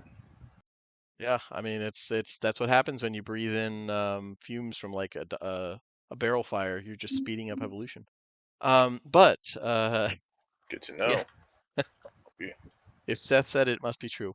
Bemi, what would you like to do? I can't punch, kick, can't do nothing. You could break the grapple if you wanted. That's true, I can, but I was also thinking of. Let's try to break that grapple. What do you want, athletics? Acrobatics or athletics, your choice. Ooh, acrobatics. Mhm. All right. That's way more than the number 13. So yeah, you're able to easily get free. All right. And that was your action. You still have bonus action, movement, whatever. Bonus, yeah.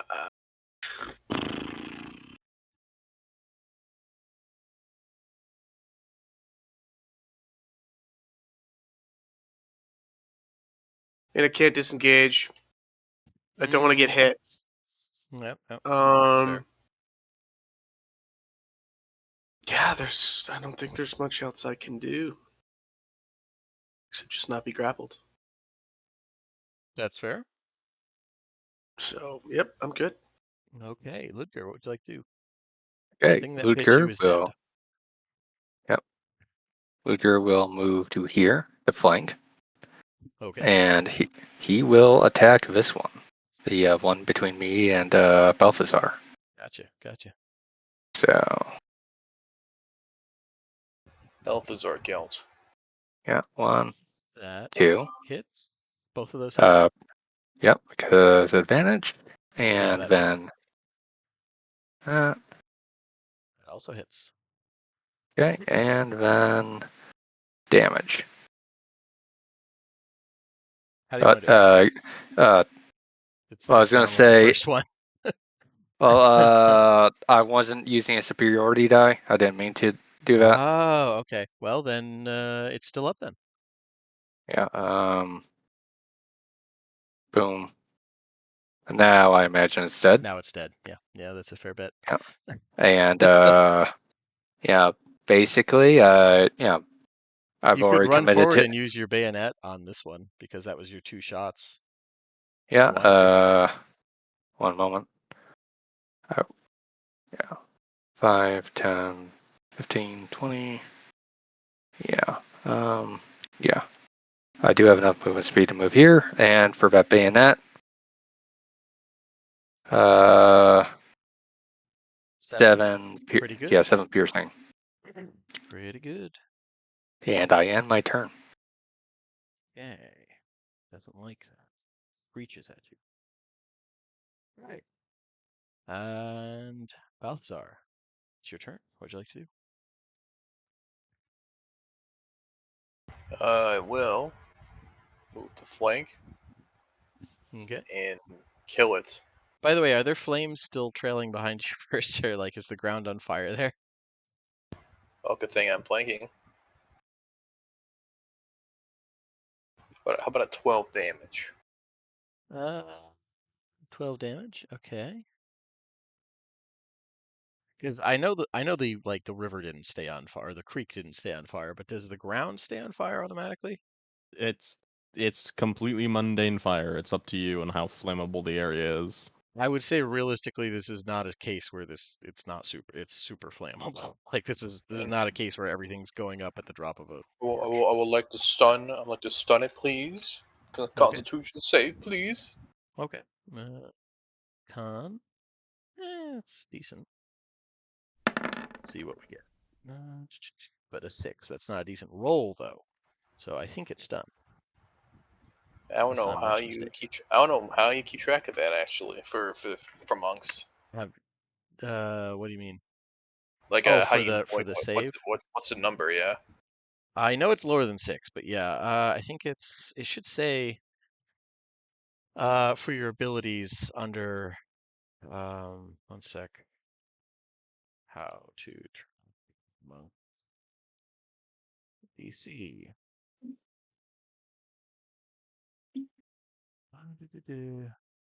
Spell save DC.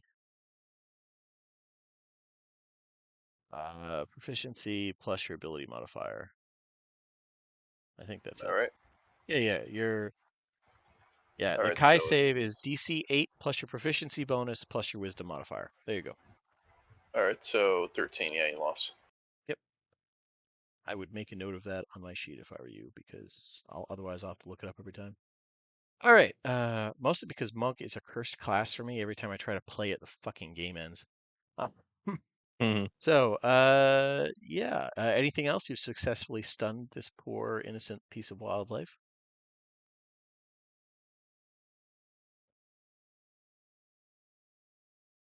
Okay then. It's this guy's turn. He's dead. Purser, what would you like to do? Okay, we're gonna turn off the flames Okay. before we hurt my teammates who surround me for some reason. That's They fine. love you. That's why. Yep. And it's stunned, not restrained. It is be stunned until the end of your next turn. Yep. Oh, okay. Just wanted to make sure because of the symbol on it. I Yeah. will stab it with the Oh, wait a minute. sword. Here's a better stun symbol. There we go. My back. All right. Uh, Okay. yeah, go ahead and staff it. That is an 11 to hit with That advantage. does not hit. Okay, that's it. Next turn. All right. This chair. Okay, until the end of your next turn. What can it do while stunned? Let's see. It can speak falteringly. Okay, let's see. I don't think it can speak, but let's see. Maybe it can. No, it can't. Okay, yeah, it doesn't speak falteringly. So it either can't or is choosing to snub you guys. Bemmy, what would you like to do? Could I get that hunter's mark over on that last guy who's alive? If you had a bonus action when that one guy I have died, one now. I have one now. sure, why not? And I will. It doesn't have to be when it does. Oh, it doesn't? Okay, good. No. Oh, alright. I blocked out all of my experience playing a ranger because I hated it so passionately. It's okay. I'm a glutton for punishment. Like, if you Alright. build them right, rangers are fine. I just approached it from a like, oh, I like balanced characters, which is not the right approach for a fucking ranger. So, Nope. anyways, yeah, One that, attack, two attack. uh, yeah, that's hit. Okay. So you just shoot this helpless animal viciously. Yep. That's right.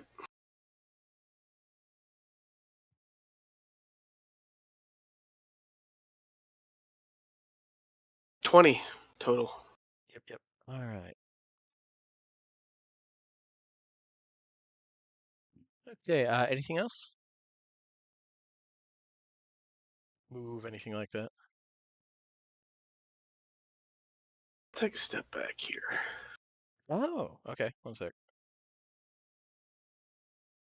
What was that? Oh. Balthazar. Oh, it was very unsettling.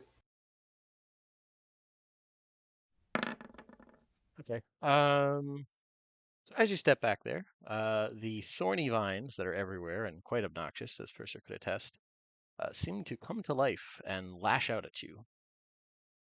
One sec.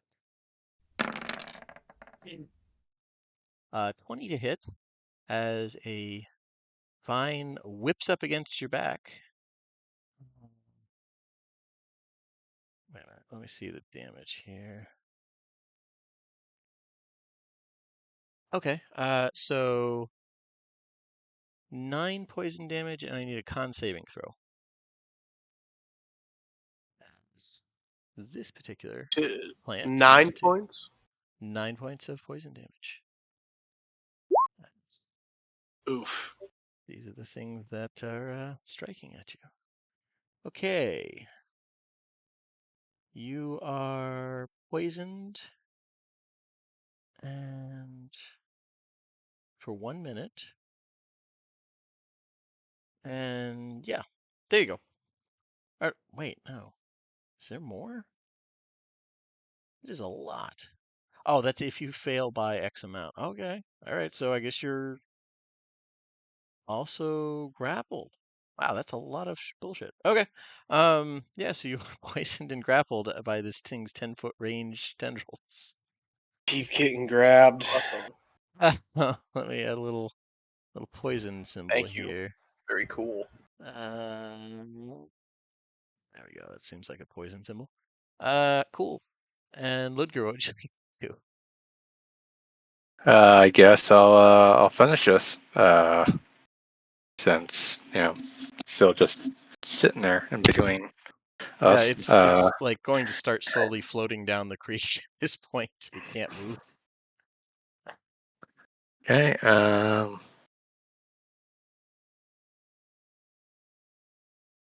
Okay. Careful, watch out for the net one. Shot. Yeah, those all very much hit. Okay. 26 damage. Okay, how do you want to do it? Nothing fancy. Pest control. Yeah, just punk, stab. I think after your Yeah. you would have your bayonet attack free because you just punk, it's dead after 2 shots. If you want to use it on anything else. Oh, you know what?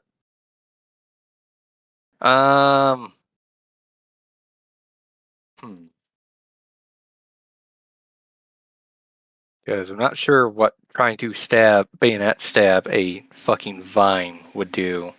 It doesn't strike me as a particularly clever idea.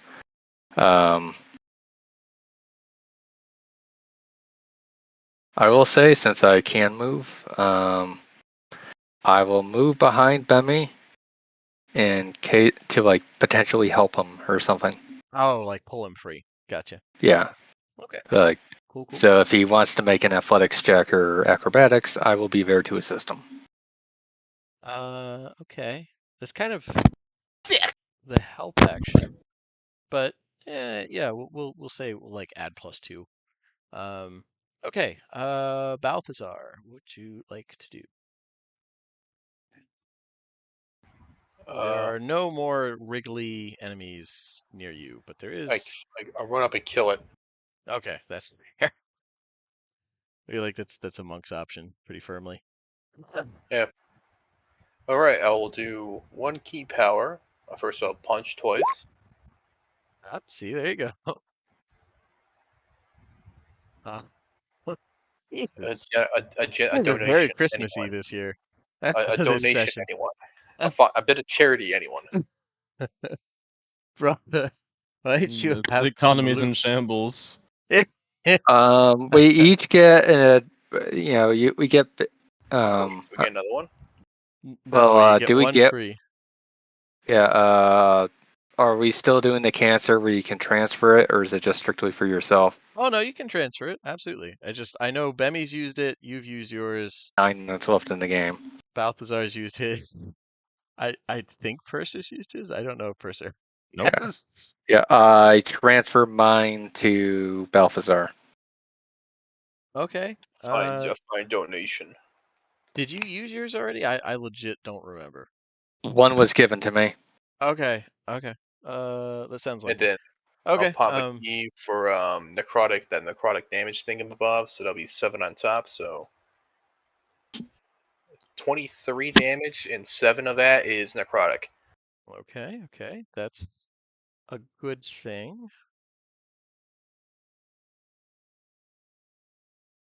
So.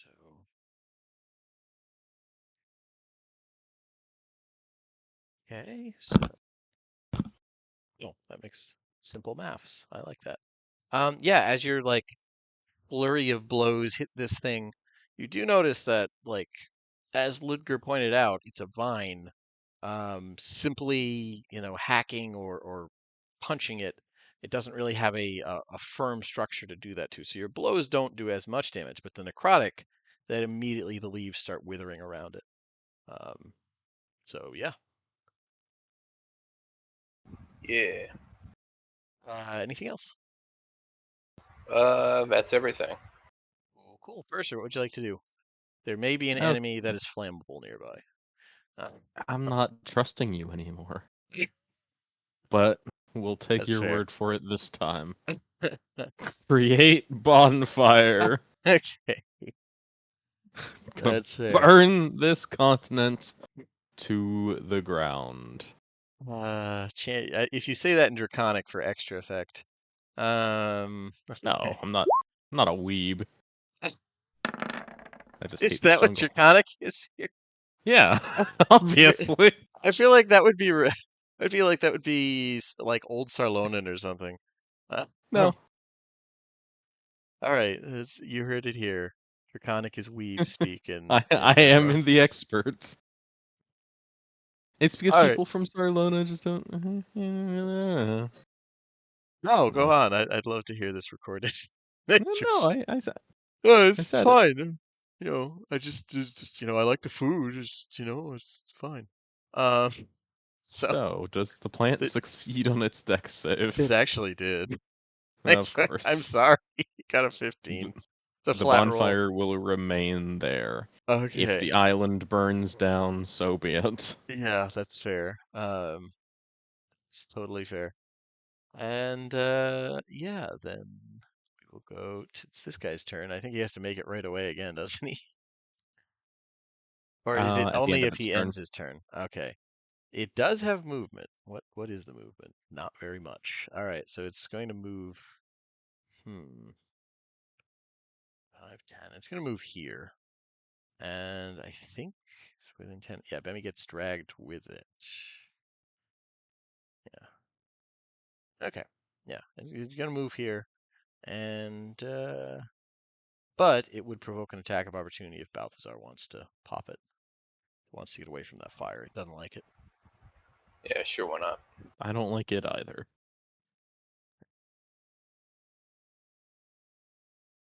11 does not hit. Then let's see. Until this grapple ends. Until it Hi, remains Freya.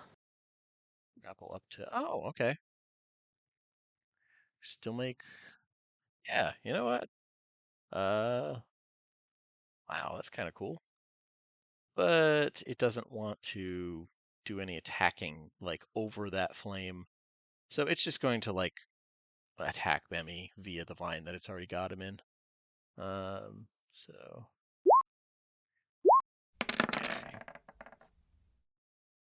okay, so a 22. The first one, Bemmy. For 6 Yeah. poison. And then I a knew I should have 9. moved over to Bemmy. Yeah. And then a 13. Ooh. Because 9. No, I'm saying for to hit. That's 22 to hit for 6 poison, and then a 9 to hit, which I don't think hits, and then a 13, No. which I don't think hits. No. And So just 9 poison damage, huh? yeah.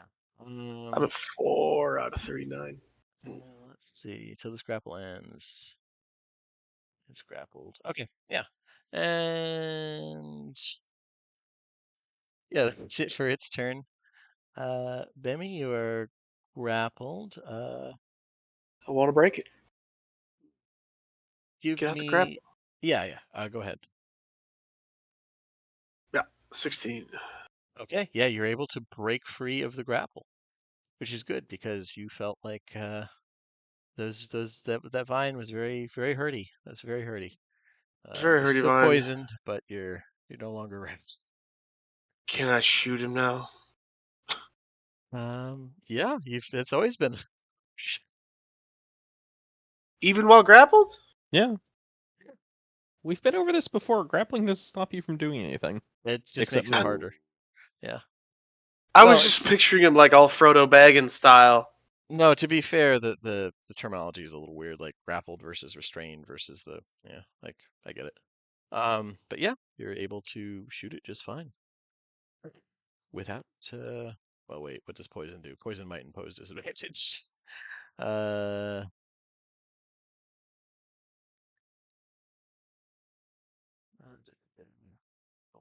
what the fuck? Oh, good. That's why.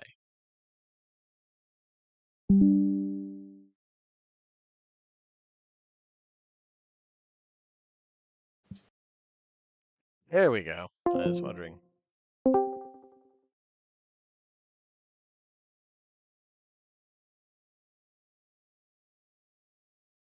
Sam? Okay, there I am. I'm back. God damn it. Okay.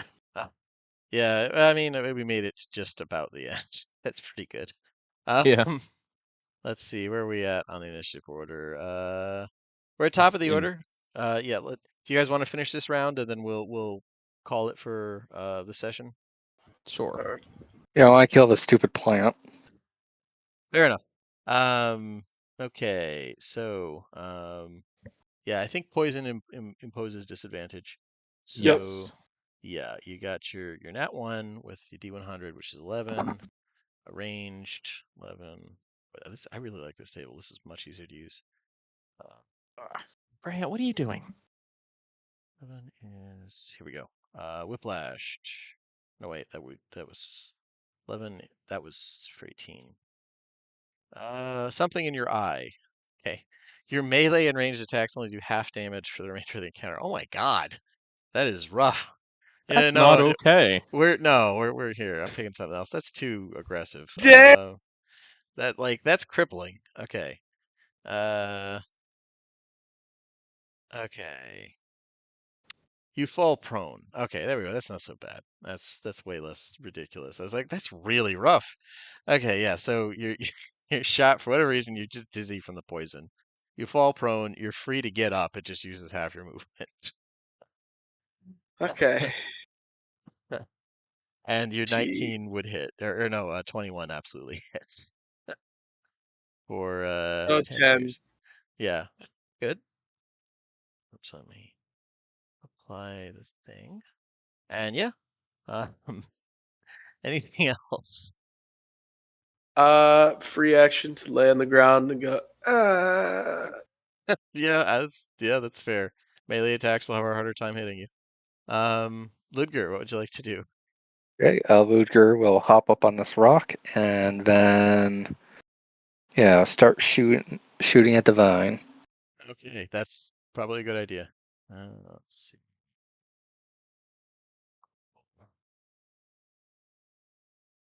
Oh wait. Okay, yeah, that hits. God damn it! I'm gonna switch to a different table, but yeah, D100. So, yep. Broke your fucking dick or something. I don't know. Okay.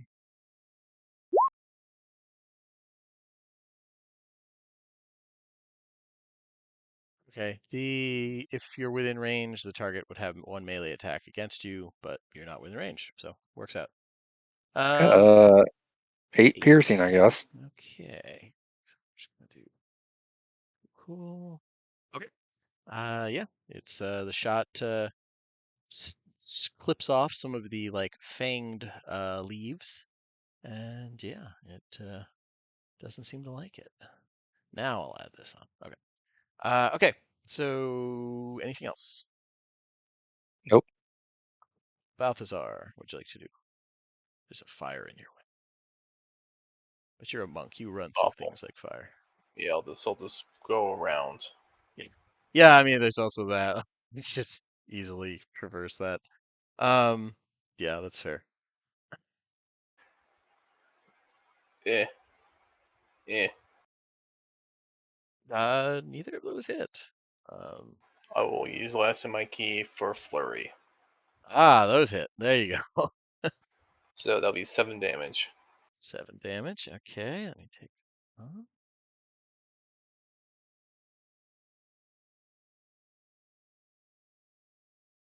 Okay. Yeah. Anything else? Nope. Oh, cool. Purser, what'd you like to do? Okay. Purser is gonna drop the crate bonfire. Okay. He's gonna go over and stand defensively over Bemmy. That's fair. Bemmy is looking a little green around the gills. Yeah. Well, he doesn't have gills, but You don't Oh. know. and then he will cast crate bonfire again. Okay. That is fair. Dex save. It's a plant. It's a flat roll. Let's see what she gets. That looks more plant-like too. Okay. Okay, 6 fire damage. 6 fire damage. That now this it does not seem to like at all as the plant like withers and tries to shy away, and you really take off a good chunk of it. Feel like maybe more than 6 damage was taken away. Excellent. And that'll be it for Purser. Cool.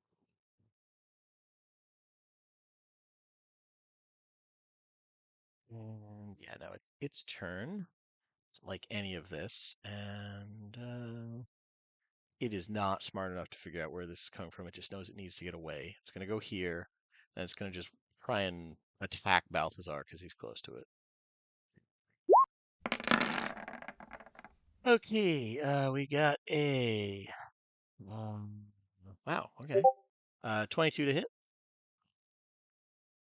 5 poison. I need a con saving throw from Balthazar. Okay, you're not poisoned, but you are grappled. And then it's going to try and hit you with 17 to hit for another It 3 does. poison. And then an 18 to hit Also for hits. another 4 poison. And yeah, feels good about that. Okay. And oh, that's what that extra fucking number is for. I was like, what the fuck? Okay, sorry. The way they put this on Roll20 was a little wonky. Okay, Bemmy, go ahead. The thing is currently grabbing your fancy mask man. Well, I think, I don't know. Do I have any more slots? Yeah, I do. I'll do another hunter's mark on this guy right here. Okay. Then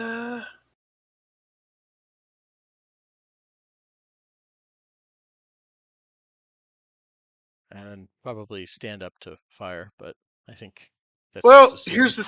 Here's the thing. You're already at it's already at disadvantage, so that's true. I just So realized. I mean, and it's still pretty fucking good rolls, so it's like, yeah, with disadvantage, it's 22 and 21, both of which hit. So the idea was I lay on the ground, I draw the bow, Mm, I do a sit up, and I you- shoot this thing. yeah, that's fair. Roll damage. Alright. Boop. Boop. Okay, how do you want to do it? That is, Oh. that is, let's see. Yeah, with the hunter's mark, that is just enough. Okay. Yeah. Uh, yeah, these things have resistance to bludgeoning and piercing. So, but yeah, the hunter's mark definitely helped. Yeah. So how do you want to do killing this vine?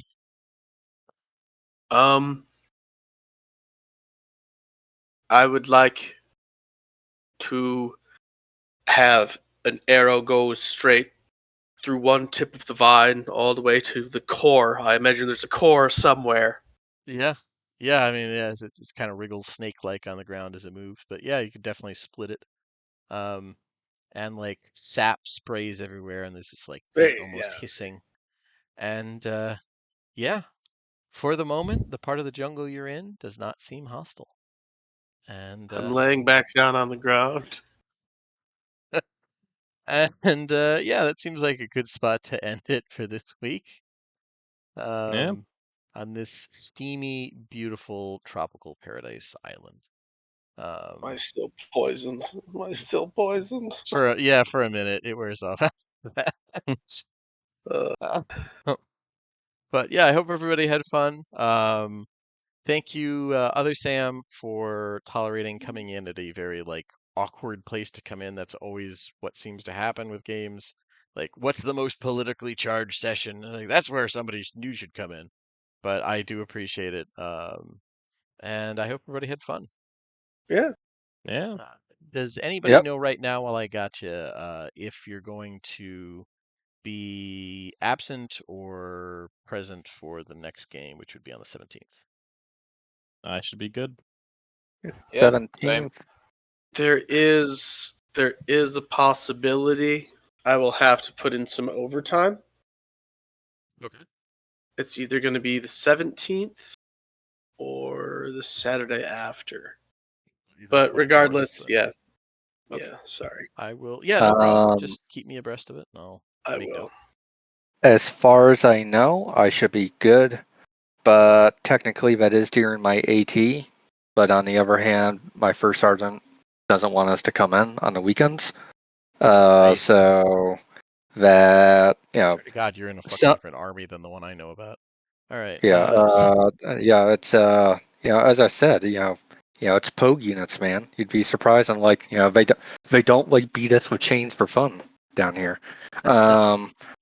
Something might come up because I mean, my first sergeant is already being like chill as fuck, and like, yeah, you're starting school and shit. Like, don't worry about that. Like, just come in these 2 days of like 10 days that you're getting paid for. So, Okay. Yeah. but So possible on that scout or Zach account, missing. I'm just making a note of yeah, it. like it is one of those things where if he needs me for a third or fourth day, I can't be mad if he asks me to come in on the weekend to do some extra shit when like he's paying me for like half the fucking time that I'm not even coming in. So. Gotcha. Gotcha. Okay. But yeah, in that case, I will see all of you hopefully next week. If not, just give me a heads up and let me know. Yep. Okay, All right. I'll Bye. see you Yep. later, man.